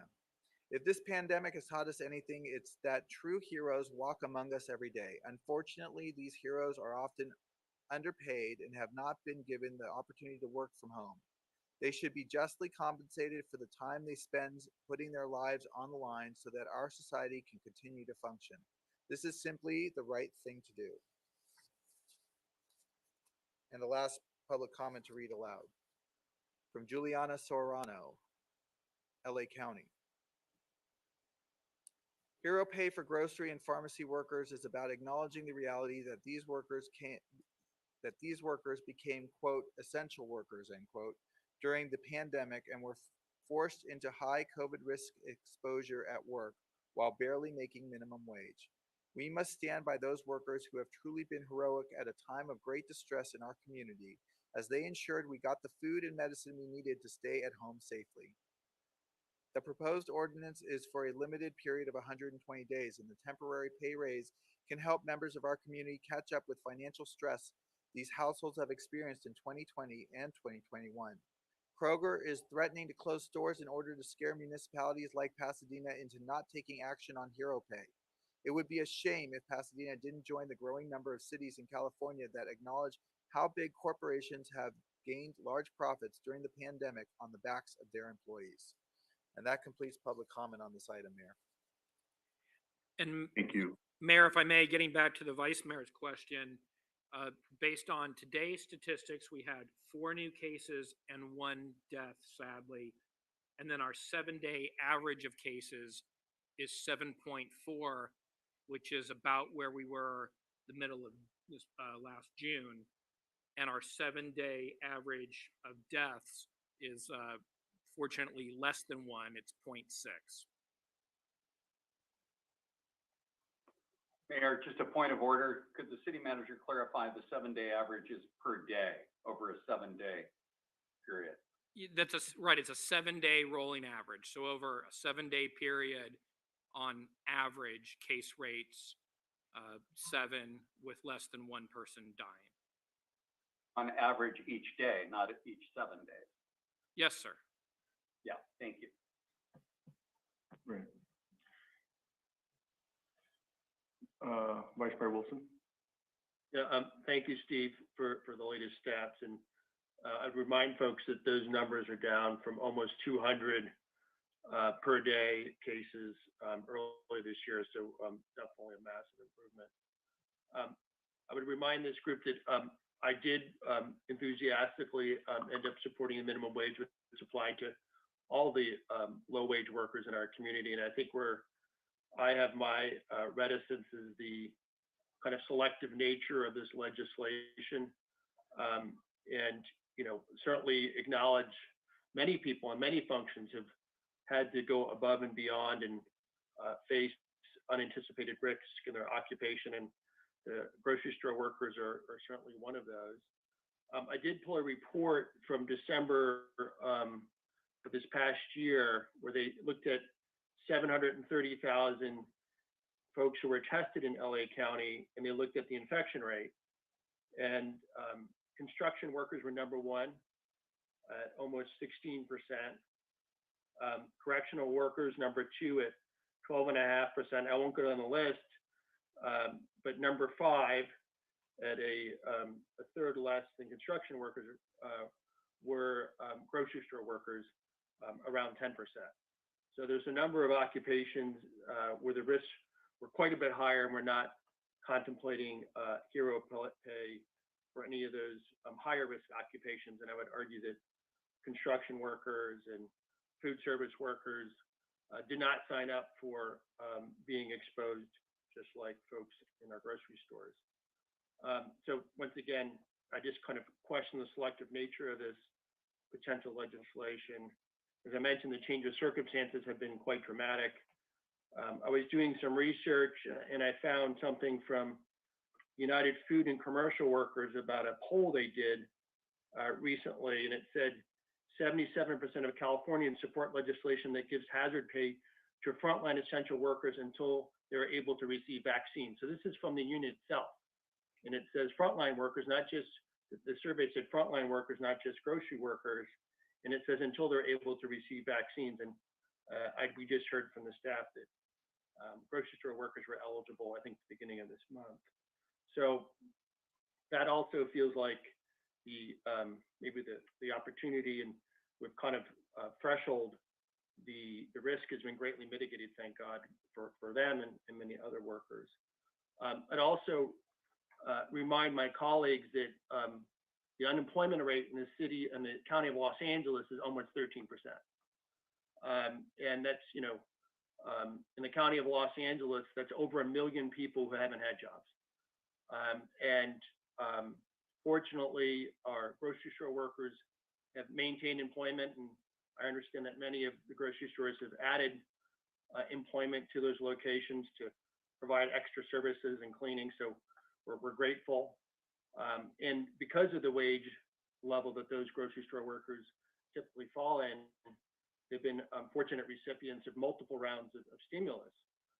By my math, at least $3,200, and if you do the math, it's about almost $2 an hour. So the government has, our federal government has, I think, in this case, because they've had continuous employment, acknowledged some of the risk that was involved in their functions and others as well. The other concern I raised is, you know, for sure, and I don't put a lot of credibility in terms of stores closing down. I think people need food and there's demand, and what will they do? They'll raise prices. And my concern is that the price increases, and I've seen some analysis on this, obviously will pass through the consumers. I'm fortunate as somebody who will be able to absorb those price increases, but I worry about those 12.7% unemployed who are barely getting by, who will see their grocery store bills go up on an average of 5%. So I worry about that, and those are the folks who are least able to get by, and putting additional burden on them. And finally, it was mentioned, I think one of the public comments, that, you know, the city of Pasadena does have frontline workers, and we didn't take any action ourselves, and I feel like it's a disingenuous double standard to mandate hero pay, and in many ways potentially a slap in the face to our hardworking folks in the city who are driving our buses and cleaning our parks, to force a different standard on you know, the grocery store workers, and not take action ourselves, because once again, I feel like we have lots of people who are heroes and should be acknowledged. And finally, I do feel like we're carrying the water for organized labor. I'm not one who's a fan of getting involved in these things unless it's absolutely necessary. And as I mentioned, I ended up being a champion of the minimum wage, and I feel like this is a special interest union who's, because of relationships with electeds, have forced this onto an agenda, and I don't think it's appropriate. So with that, I'm certainly not going to support this. Thank you, Mayor. Thank you, Mr. Wilson. Before we move on to a second round, we also received a letter from our assembly member. Mr. Clerk? Yes, we did. And the letter was in support of the ordinance? Correct. The first line says, I am writing to express my strong support for an emergency ordinance of $5 hazard pay for retail workers in grocery and drug retail for the city of Pasadena. And that's from Assemblymember Holden. Did we receive any other communications from elected officials? I will look through it right now. I did not see anybody other than the Chamber of Commerce, not an elected official, but I'll look through and see if there's any other elected officials. Okay. I'm sorry. Mr. Madison, did you have When appropriate, Mayor, I just wanted to mention that I think there were other cities that were omitted from the list, and I don't know that Eric said that it was a complete list of cities. I think he was citing the ones at his fingertips. But in terms of the county of Los Angeles, where our city is located, Andy's right, there are 88 or 89 cities, maybe. I can't remember if LA is included in the 88 or LA and 87 others then. I think perhaps the more relevant consideration is that by my calculations, somewhere between 60 and 70% of the population of LA County is now covered by this hazard pay. And I agree, there are a lot of heroes, so I think hazard pay might be a better description for it. When you look at the city of LA, the county of LA, Long Beach, Santa Monica, Pomona, Montebello, et cetera, unincorporated, LA County, the numbers get up there pretty quickly. So I too don't put really any weight on the store closures. My understanding is in Long Beach, Kroger's threatened to close stores that were already marginal performers, but then didn't. I don't know if staff has that information or not. Then they just did the same thing in LA. They threatened to close 3 stores, including one that I know they have a problem at because they don't have ample parking for that store. But is staff aware of a single grocery store that's closed?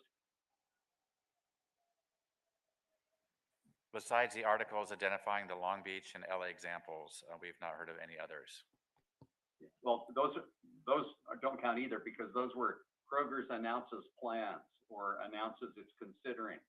But I agree with Andy on this one that if these stores are profitable, and they've been phenomenally profitable, they will keep them open. And we all do need food. The principal argument, and by the way, I omitted, I think that possibly a majority of these employees are also women, and many women, heads of household, in terms of who's affected. In terms of the city, I'd be surprised if we have professional staff in our city that have had to face quite the same level of risk at the same level of income as these grocery workers. My sense of our city, and I think we all take credit, deservedly so, we're a world-class city. We should have world-class staff, and we should pay a fair salary for a fair day's work. Is these positions that were mentioned are not earning $17 an hour. They're better compensated than that. And I think we have worked hard to keep our employees on track in terms of their pay scale, even during COVID. And again, I think the entire council gets a lot of credit for that. The bottom line for me is the statement was made, I think, by a couple of my colleagues who I respect tremendously, that a lot of businesses are struggling. That's true, but not these businesses. These businesses, somewhat perversely, or just sort of life's little accidents, have profited in the billions of dollars. And sure, we're a little bit late, but that also lets us do a 360-degree look around, and we see all of the other progressive cities, including most of the population of our county, is adopting this, and we should too. And so I'm prepared to move the recommendation as it is. you know, I get concerned when we say, well, maybe we'll do something a little different and start to water it down and all. You know, what's proposed is basically the exact same thing that the county and the city of LA have done, and that's what I would move, Mayor, that we do as well. This is Michelle Bonarise. Mr. Madison, the staff's recommendation says receive the following report and consider whether to take further action. So I think more direction would be needed in your motion, please. Yeah, and I tried to not say staff recommendation, but old habits die hard. If I did say that, I apologize. I would move that we adopt a hazard pay ordinance along the same parameters as the city and county of Los Angeles. There's a second, you know, on this issue, you know, I do see there's an income disparity. I mean, it's you can't compare the salaries and the wage package and the health benefits. We provide 100% for HMO medical coverage for families. The controlled circumstances of, you know, working, and I'm not diminishing it at all, working in a truck versus working in a crowded grocery store, two very, very different situations. You know, again, we have to keep in mind that not all of the circumstances are equal. And these essential workers were excluded from much of the benefits provided to other workers because they were deemed to be essential and excluded from some of the benefits, like some of the leave time that was awarded to other workers in the CARES Act and in the federal legislation. These workers, my understanding is, were not provided that leave time to care for family or care for themselves or take time off in order to be better. And so, you know, they did keep the doors open. And so I intend to support the motion, assuming there's a second of the motion. And I see Ms. Rivas. Is that a yes? Yes, I was second. Oh. No, I'm sorry. I shared earlier that I would second it. Oh. That's right, sorry. You know, it's important that we recognize them for 120 days.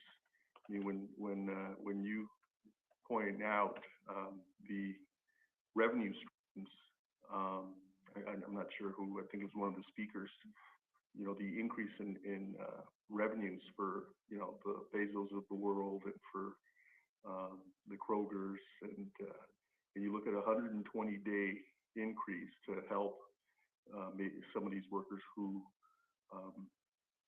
maybe just need to get through a tough patch, a tough time, who've given a lot and risked a lot. I don't think it's a lot to ask at this moment in time. And you know, on COVID, you know, we're all crossing our fingers that we've seen and we'll continue to see better days. And you know, that if that's the case, then we'll all be better for it.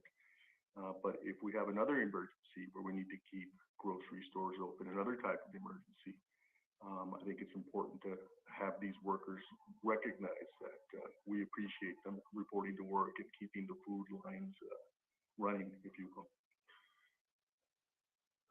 With that, there's a motion and a second. Anyone else? Mayor, did someone else have comments?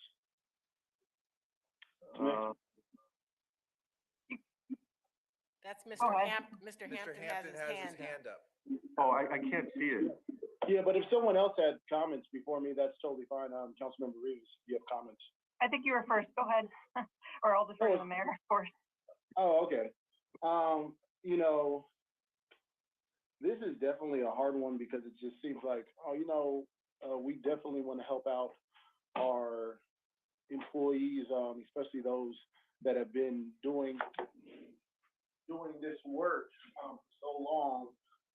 during COVID. But I think, you know, that there is a lot that is not relayed in the message, right? And, yes, these are people of color. Yes, these are women that we're talking about that, or at least according to Councilmember Madison, I actually don't know if that's a fact or not, but I'm taking his word because I'm sure he's done the research on that, that are employed by these agencies. But, you know, as Vice Mayor Wilson mentioned, you know, and these are numbers that we just know, 13% unemployment. The 13% unemployment is just what we know of. This is not, we're not even talking about the businesses that are not going to come back, right? People that have been out of the unemployment line because they haven't, you know, they only categorize those numbers for 3 to 6 months, by the way. So we've been in this pandemic for a year. Those numbers are not actual legitimate numbers of what we are going to see. And I don't want to hit us with no doom and gloom, but all I'm saying is, regardless of what you do, there's going to be impact. And that impact is going to be the bottom line of how much bread costs, how much milk costs, how much eggs cost. And if I'm already struggling $40 or $30 to my weekly food bill, is something that could be a make or break of a healthier option, right? Also, I think something that we just don't forget, you know, is not even equated in this, right? All of the protections that the markets went through, and all the businesses, actually all of the businesses that were open, all of the protections that they retrofitted their markets with, the Home Depots and any other store that was open, these retrofits are not cheap. I mean, average markets were spending upwards of $1 million. That includes, by the way, they hired people during this time.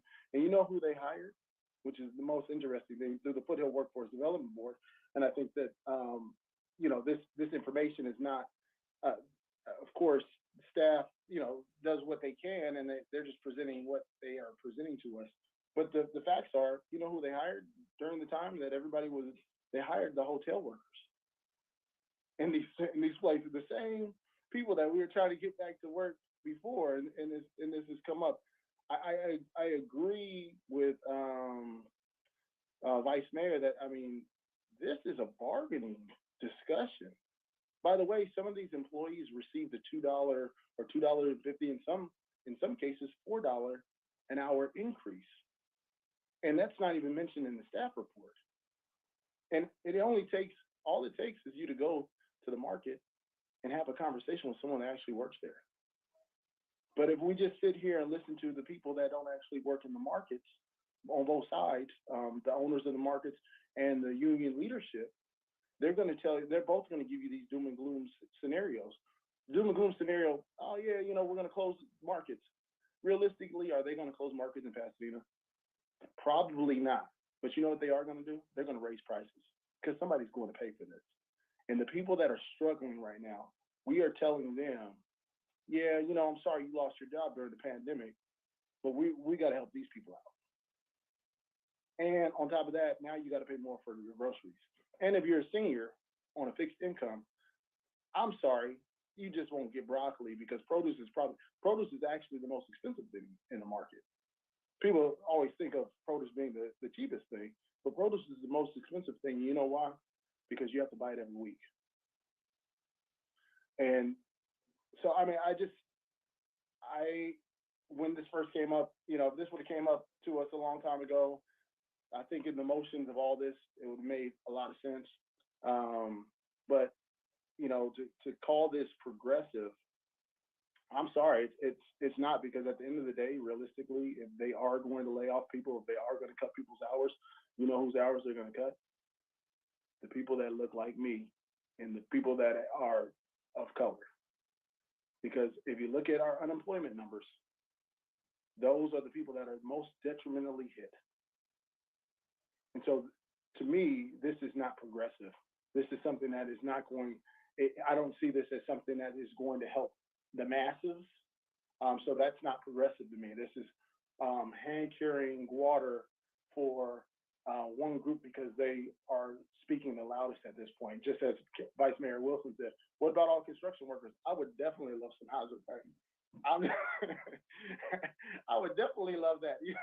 But I'm not here arguing for myself. I'm just saying I haven't taken a personal raise, and as you've seen, all of the raises, whether they be 1% or 2%, I have not been in support of them because this is not the right time to be doing this type of stuff when there are people literally at home trying to figure out what they're going to do to keep their rent, to pay their mortgage, to pay back the electricity bill that, we have $7 million worth of unpaid. Keep my lights on and put food in my mouth. And now we're telling them, sorry, we're going to take your bread too. So I appreciate all of you guys and I look forward to the vote. I mean, no matter how this goes, it's definitely going to be a hit. I think Ms. Rivas was next, followed by Ms. Williams. Actually, do you mind? I think everybody who's in favor of this has already spoken and I haven't spoken yet. Do you mind? Sure, if that's okay. Sure. So thanks. So first of all, I love how people talk about finances when they don't have a financial background. So let's go through some financials. First of all, none of the companies have reported their year-end earnings. So apparently somebody has a crystal ball and knows exactly how much they made last year, even though their fiscal year ended 2 weeks ago. So none of them have reported earnings. So I think that's a little bit preemptive. Secondly, their margins have stayed the same. So the revenues and profits are two different things. People confuse them often. Their revenues went up. I went through Target, Albertsons, and Rite Aid. And Rite Aid specifically because Rite Aid, as you know, is going through a restructure. And we do have 2 stores in Pasadena.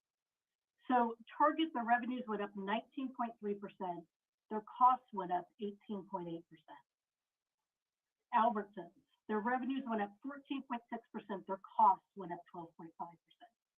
So to me, I don't see those as egregious profits. They had increased revenues because we were all at home and we shopped a lot. But they also had increased costs. And I think it goes to Councilmember Hampton's point that when you look at the stores, they doubled the number of employees that they have. It's not like the cost just kind of stayed the same. They actually went up a lot and hired hotel workers to work in those stores. So those are the financials. I think we need to be kind of realistic about it. But going beyond that, this is a state issue and this is a national issue. We are not going to close the income gap, which is yawning and growing beyond, even what we thought before. We are not going to close that here in Pasadena. This is a state and a federal issue. And it's very good that Assembly Member Chris Holden wrote in, because I think that is actually the appropriate place to address this is through the state. This is a much wider problem. And even just going to, in our city charter and in the state constitution, we are supposed to have jurisdiction over municipal affairs. This is clearly, as all of you have talked about, this is a state affair and this is a federal affair. So I'd like to point that out. Then going to my concerns, I have the same concerns that Councilmember Wilson and Councilmember Hampton have. There are unintended consequences here. And the increase in prices is real. I actually went to 3 Vaughn stores, ours in our city, and then one in Montebello, and then one in the city of LA. And bread, milk, and eggs cost exactly the same. Guess what doesn't? The elastic items, alcohol, diapers, other things that are taxable. And those taxable items go to our general fund. So in terms of our fiduciary responsibility to our residents, I truly believe that we will have unintended consequences and our sales tax revenues will be hit. And we all should be concerned about that because these are the revenues that provide services to our residents and that we are supposed to be responsible for with our residents. There are 2 stores that are generally on the margin in Pasadena that are already at risk of being closed. Those are 2 supermarkets. So I believe that these two supermarkets will close. We also have two Rite Aids, and Rite Aid is in restructuring, and Rite Aid had losses last year, massive losses. So that will be another store that is hit, that is not doing well, and we could precipitate that.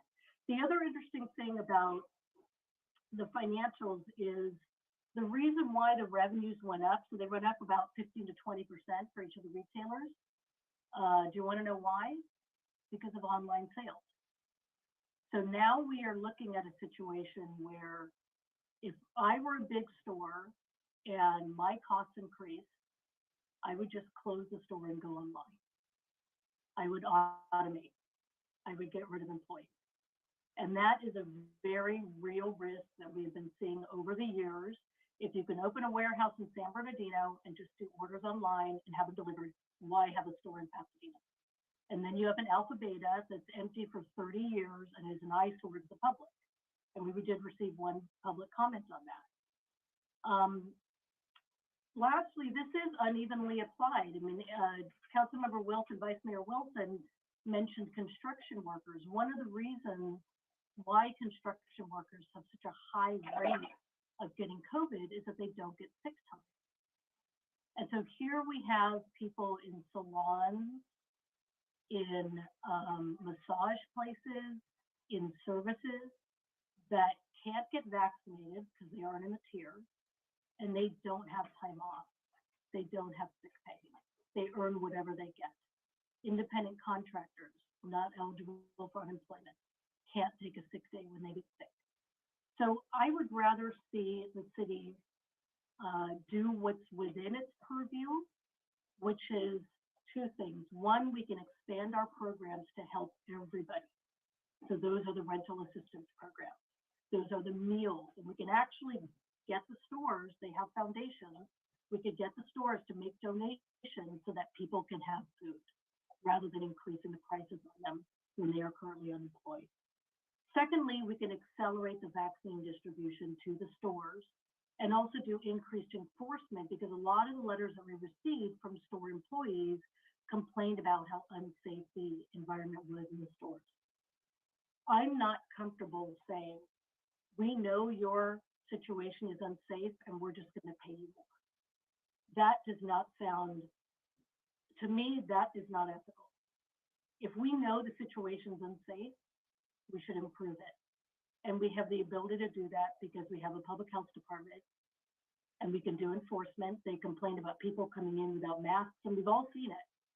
People coming in without masks, people touching produce and smelling produce, people doing things, people coming in sick. Let's enforce it.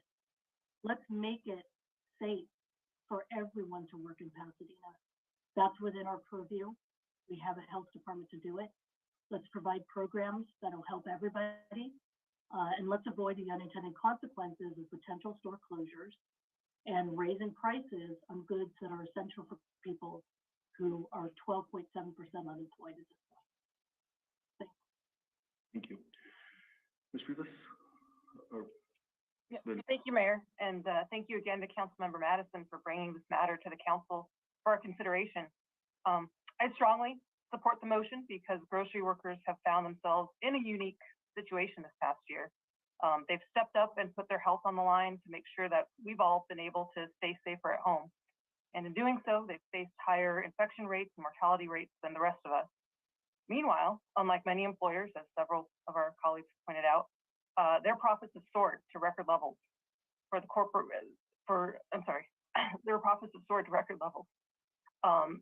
And this measure would only apply to those large companies. In short, these workers are working under the worst conditions that they've ever had to here in Pasadena and across our country and the world. And at the same time, they're the ones who are creating the record amounts of profit for these giant corporations. So I believe they should be compensated fairly, and hero pay is a way to do that. Thank you, Mayor. Mr. Madison? Thanks, Mayor. I'll be brief because I can count, even though I'm disappointed but not surprised at my conservative colleagues' opposition to this. I'm both disappointed and surprised at my other colleagues' opposition.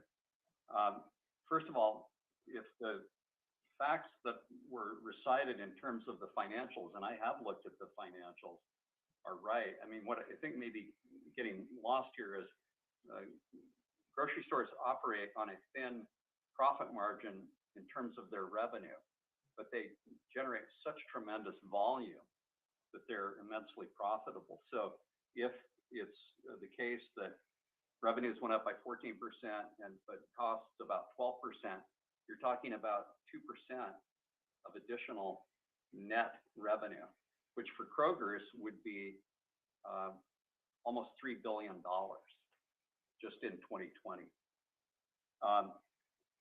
I'm interested in this notion, though, that we can accelerate vaccines. Is there, Mr. Mermel, Mr. City Manager, is there some way we can accelerate vaccines? I thought we were already doing everything we possibly could to get as many vaccines as we possibly could. Councilmember Madison, our biggest challenge, like that of other health jurisdictions in the state, is ensuring that we get ongoing supply. What we have done with the supply we've received is I think we've done a very good job of providing vaccines to our populace, and the workers need not live here. If they work in the city, we will vaccinate them as well. So on that point, I'm not sure what more the city can do. We just need to make sure that the state continues to provide the vaccines. Right, but I mean, when do you anticipate that we will be able to give vaccinations to everybody who's eligible? Everyone who is eligible can sign up and get a vaccine, including grocery workers. What we're hoping, and Dr. Go was advocating on a call yesterday, to just simply open it up to everybody. But grocery workers are in an included tier already. But what I'm saying is, if everyone in the included tier walked in tomorrow, would they all get vaccinated? We're capable of putting about 1,400 people through our pod per day, but our challenge has been the amount of supply that we have. So oftentimes we can only run 1 or 2 pods per week. Okay, thank you, Mayor. I do call the question on the motion. Mayor, I have one more follow-up question, if I may. Go ahead, Mr. Wilson. I don't know the answer, and I suspect there are people, I know there are people on this call who do, is a large number of these employees are covered by employment contracts or they're represented by unions. I'm just curious, how does this work? Does this supersede those relationships, those contractual relationships between the employer? I assume yes, in the union, because I know this came up when we looked at some minimum wage kind of conflicts. I just think that's an informational item that would be useful to know. The ordinance would be the governing law for employees working within the city. So it would be subject to our ordinance. And to the extent that there is a conflict, our ordinance would supersede. Okay, thank you. Okay, so the questions, there's a motion, a second, question's been called, roll call. On the motion, Councilmember Hampton, No. Councilmember Kennedy, Yes. Councilmember Madison, Yes. Councilmember Masuda. Oh, Was that no? Sorry. no, sorry. Councilmember Rivas, Yes. Councilmember Williams, No. no. Vice Mayor Wilson, No. Mayor Gordo.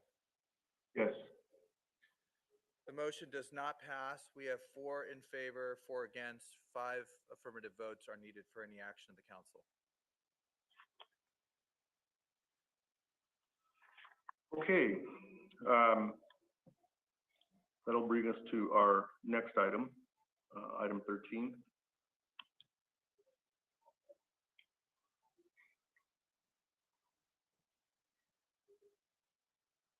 Mark? This is resolution of the city council. Go ahead. Right. This resolution is brought forward at the request, well, this item was brought forward at the request of Councilmember Hampton. This resolution was generated by city staff when the item was approved for the agenda. So this is under Councilmember Hampton, though I don't think he was the one to draft the resolution. This is not an ordinance, so I'm not going to read it unless you want me to, Mayor. I could certainly do that.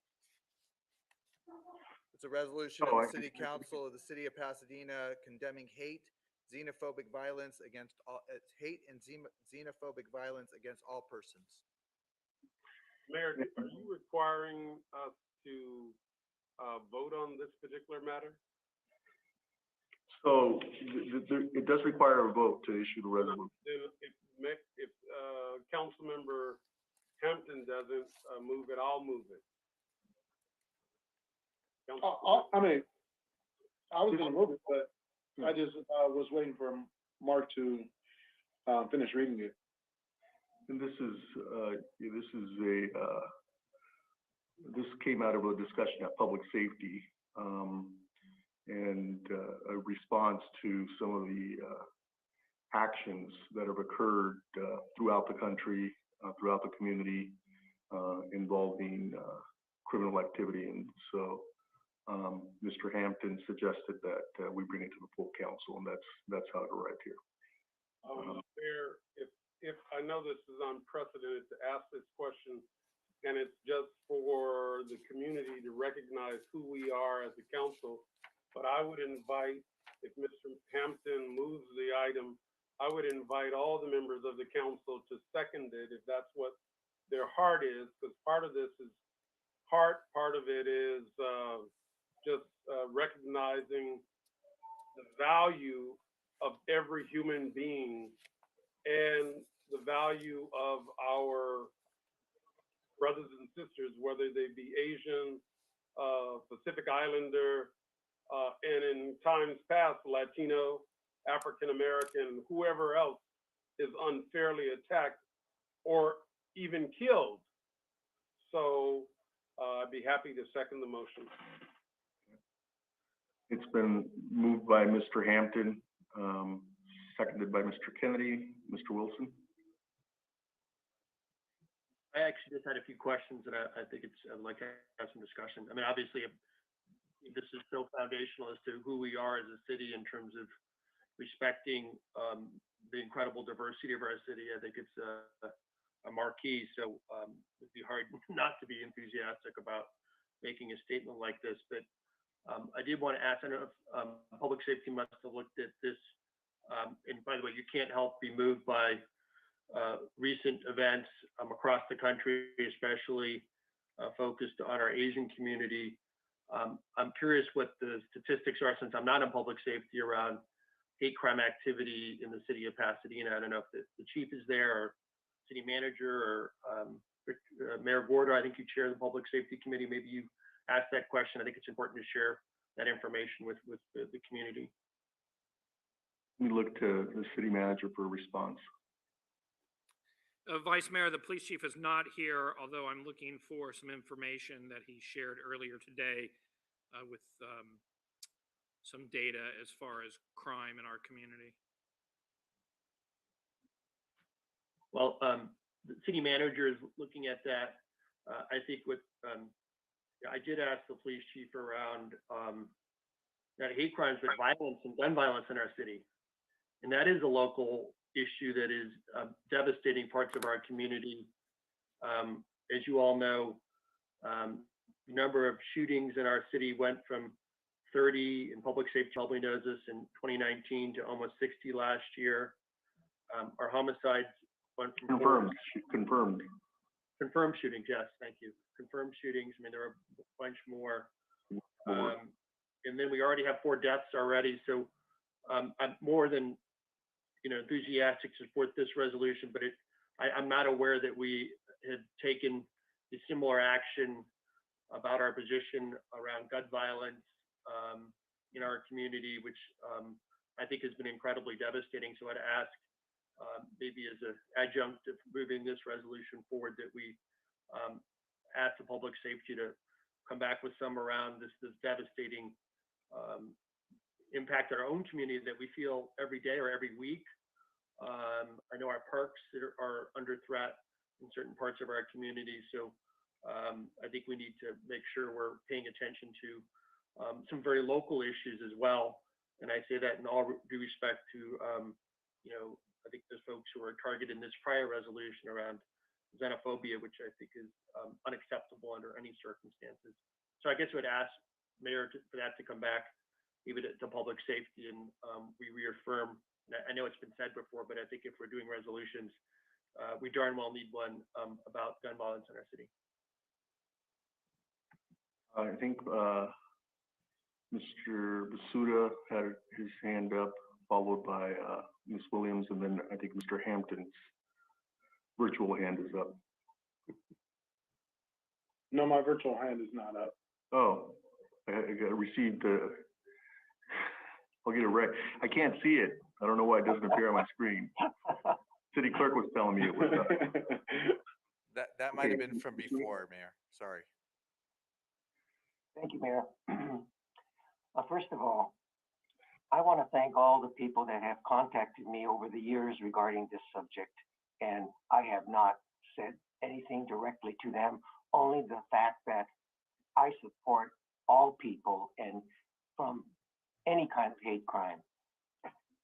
We're hearing about violence against Asian Americans and Pacific Islanders, AAPI, across our nation. There has been racism, horrific incidents of hate that have resulted in serious physical harm and death to innocent AAPI individuals. It's important to talk as a council about hate crime and violence against people, and that it is totally unacceptable for anyone to commit a hate crime against another person or people. I know that we are all against any kind of hate crime to anyone, and I know that I have experienced hate crime as a young person, and so has my family. Maybe this is the moment in time that we can start the process to get rid of racial slurs, hate, and violence. It can all start by making a strong statement by our council, educating young people early to learn to respect and to celebrate diversity. I'll support this resolution, Mayor. Thank you. Thank you, Mr. Masuda. Ms. Williams? Thank you. I support this resolution as well. I have a sort of follow-up question to Vice Mayor Wilson. But as we look at these types of issues, what commission or committee can look at these sort of broader quality of life issues, like the increased gun violence, like hate crimes? I mean, do we have a commission that can kind of vet this stuff and kind of understand it better and make recommendations to the council? Because this did sort of surprise me that it was on the agenda. And I was looking for a report from a committee or a commission that if there was a great process that we could put these things through, then I think as the public, when they have requests, because we've gotten different requests for different types of resolutions, I think it'd be helpful to have, I don't know, like we used to have a quality of life task force that looked at these things. You know, should we have something like that? It's sort of a question for a later time, but it just seems there are a lot of these issues coming up, and it'd be great to have a task force or a commission that looks at this and brings it forward. Generally, they come through, the senior commission or human services, but in this instance, it was raised at the public safety committee, and there was also a request from a member of the PCC board of trustees that we look at the issue and that we do it swiftly in order to encourage other cities to do the same, to make a strong statement against hate crime in general, violence in general, but also recognize some of the more current events that have taken place throughout the country. And Mayor, I would add, if we were to look at the charge of the Human Relations Commission, that commission is charged with trying to address issues in terms of community harmony and the types of things that that separate people and create divisions. So that might, some of the comments that Councilmember Williams mentioned would seem that they'd be appropriately in the scope of that commission. Okay, good to know. Thank you. Mr. Kennedy? Thank you, Mayor. I'm sorry, Mr. Madison, were you waiting? No, Oh. Mr. Kennedy was first, Mayor. Go ahead, Mr. Kennedy. Thank you, Mayor. I would remind the council that last Monday during our council meeting that I voiced outrage about the violence that's taking place in our community. But that outrage that I voiced has been outrage that I have voiced from my time on the council as it relates to gun violence. It's been very close to all of us in terms of our leadership. And now this gun violence is really mobile. And I do not necessarily have the solutions, but I think full debate, reconsideration, consideration in public safety committee and recommendations to the larger council is warranted. As it relates to anyone who would suggest that there's any distinction that we're giving greater credence or support of some kind to our Asian American and Pacific Islander Americans, that is simply specious. This council makes no distinction in that regard. It's just that the heinous nature of the violence that has been targeted against Asian Americans and Pacific Islanders for a sustained period of time required not only the action of this council and sharing our sentiments and support for our brothers and sisters who are Asian and Pacific Islanders. The good people in the United States support this move. And I dare say the good people in the United States support figuring out ways to reduce violence in our country, period. I'm talking about the good people in our country. The President of the United States moved very swiftly to place our United States flag at half-mast on a particular federal building. That's not done willy-nilly, and a lot of thought goes into that. And the point is, whether it be African Americans, Latinos, transgenders, LGBTQ, African Americans, we want the world to know that perpetrating violence is not a way to resolve conflict, and that it's a cowardice move to do this kind of violence to those who cannot quickly defend themselves. So yes, I agree with Council Member, my newest, no, not my newest, but my newest elected Council Member, Council Member Williams, that there needs to be an appropriate place to fully vet these issues. I think we do, like has already been mentioned, have a number of places where we can do that: human relations, public safety, and if not there, then the council directly. But I do appreciate Councilmember Williams' comments. I think they're apropos, and I also appreciate the Vice Mayor's comments. But I think as it relates to the Vice Mayor's comments, my whole existence on the council, and I've been attacked for it, has been to support minority rights, to figure out ways to eliminate gun violence in our community, and to provide the necessary support, even when I've been attacked for that, to allocate some resources to deal with non-enforcement ways to deal with this problem.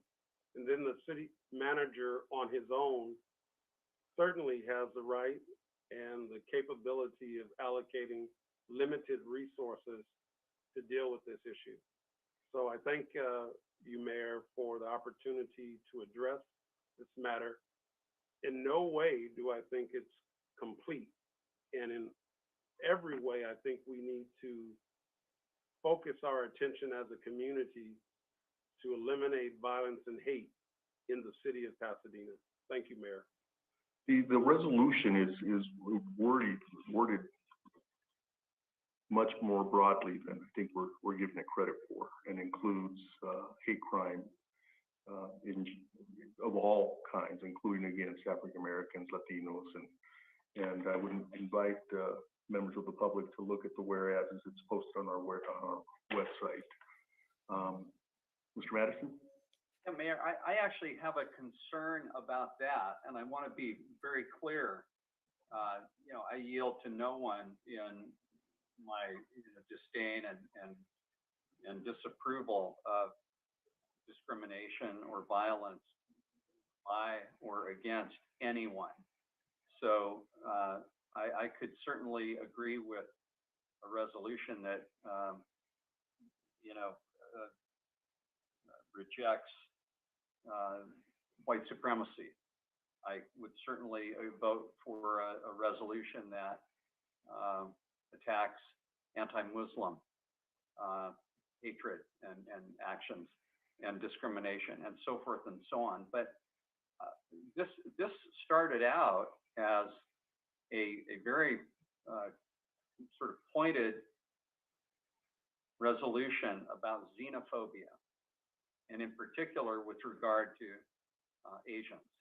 And it was occasioned by, I think, in large part, the shooting in Atlanta that occurred just in the last week, where 6 Asian Americans were murdered.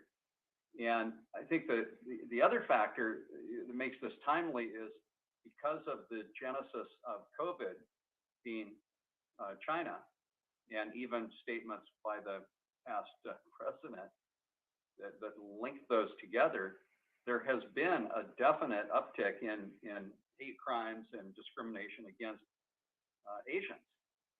And I feel like the resolution tries to accomplish too much. Now, again, I would never sit here and argue against bringing the utmost opprobrium to any discrimination against any group, but the way it reads, it's even hard to follow. Are we only talking about white supremacists that engage in hatred against Asians? And then we're talking about violence against Latinos and anti-Muslims. And I feel like the political term is flooding. We're adding so many things that it loses its enterprise. And so I have a very simple question. Who was the author of this resolution? Where did we get it? City Attorney? Madam City Attorney? Yes, Mayor, members of the council, Mr. Madison, our office was given a very broad request to draft something. So my understanding and our understanding was that one of the reasons that this was requested was due to recent activities with respect to violence against Asian Americans. However, it was to be designed to address violence against all persons. I mean, I think that's so broad.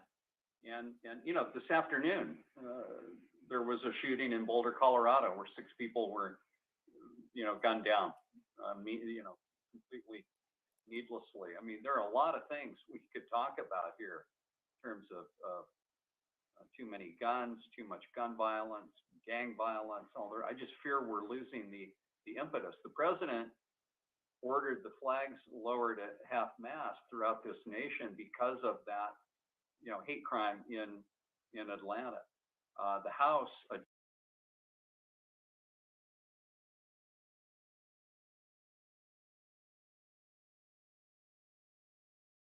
adopted a pointed resolution condemning xenophobia and violence against, I think the county of LA did the same thing.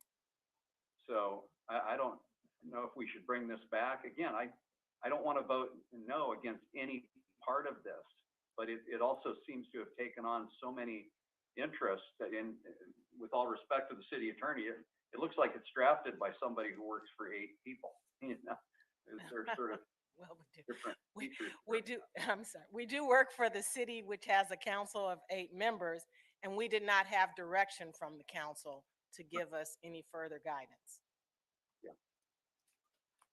Well, I mean, That's why, Chair, this is a place to have some. actually, this has actually been moved and seconded, so unless someone's gonna pull their second, I'm not pulling the original motion. I do have a public comment to read, Mayor. Okay, go ahead.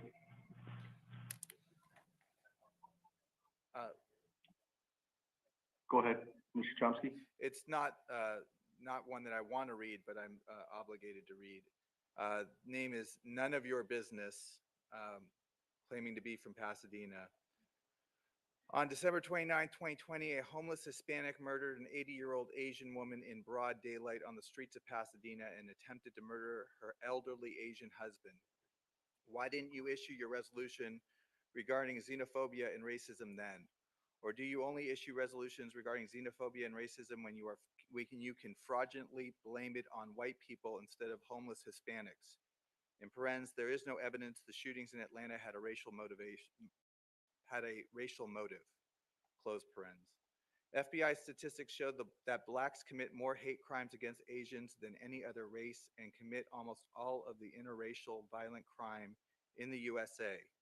What are you doing to root out and eliminate this? That's the public comment for this item.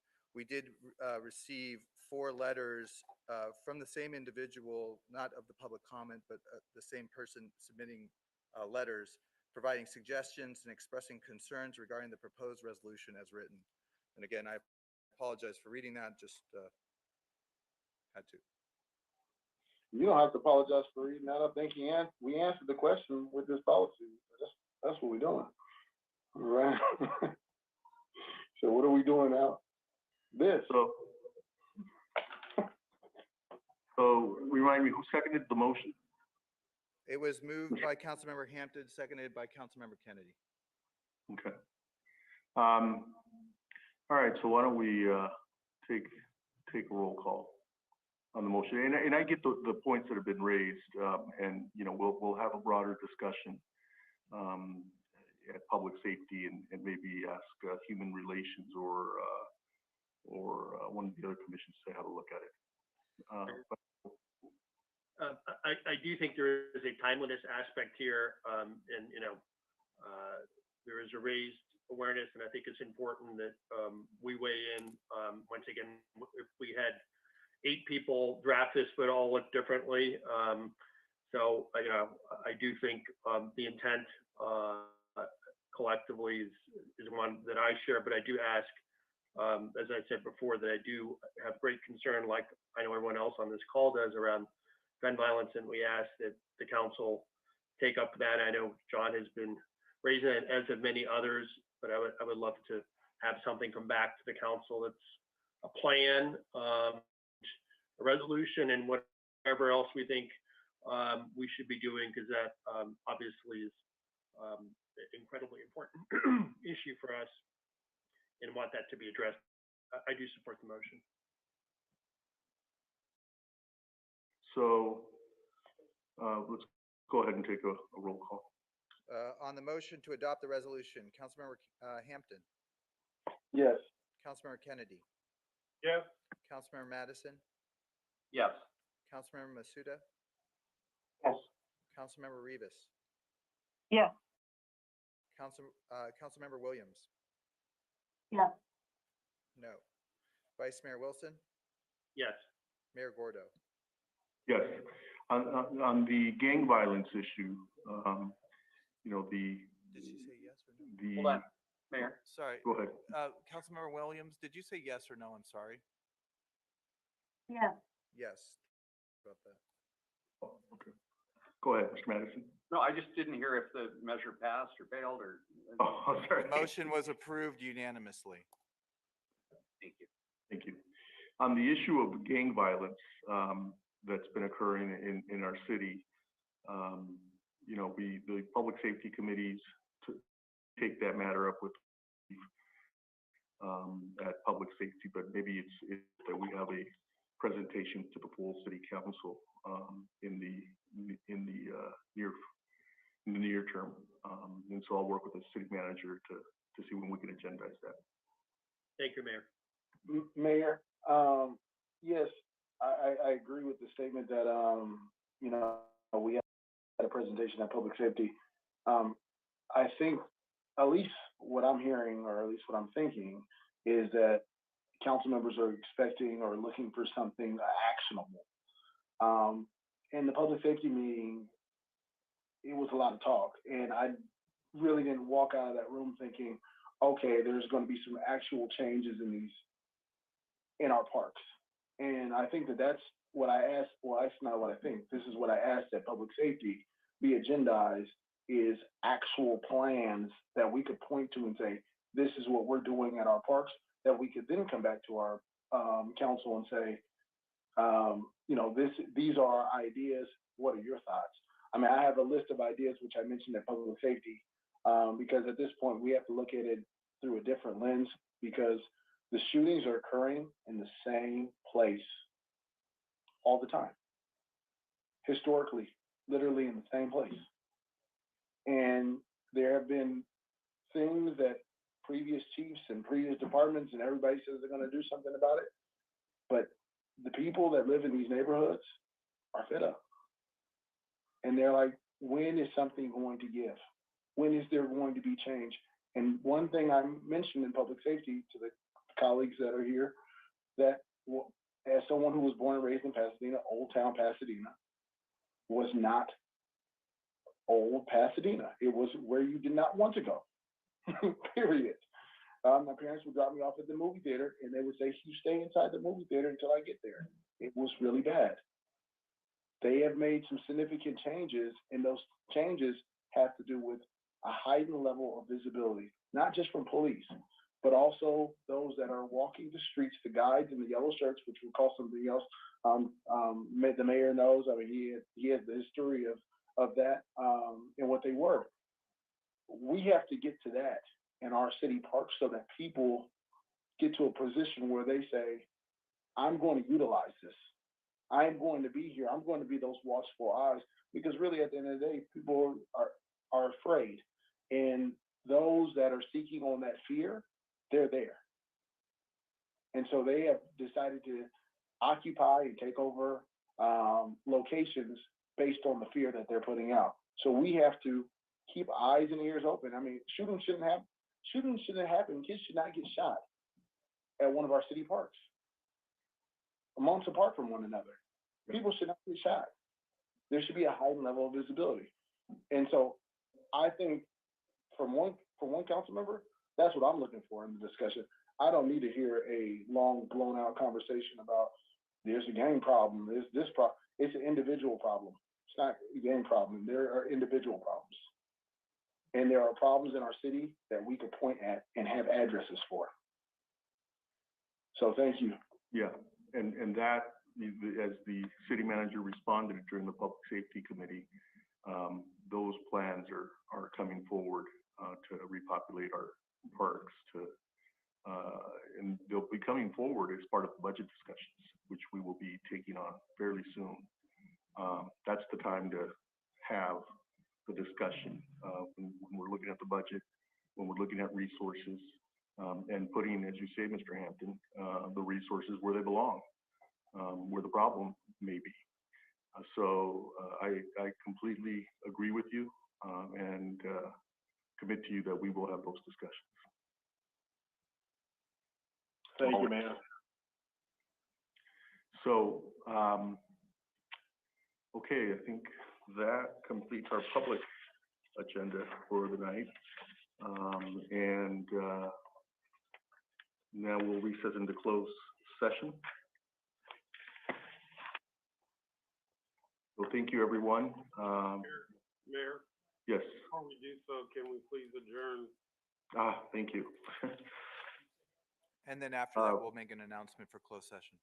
Okay, so we'll adjourn in memory of Gene Gregg, who contributed greatly to this community and to the city of Pasadena in general, and to the betterment of Pasadena. And we'll also adjourn in memory of all those families affected by the coronavirus in Pasadena and beyond.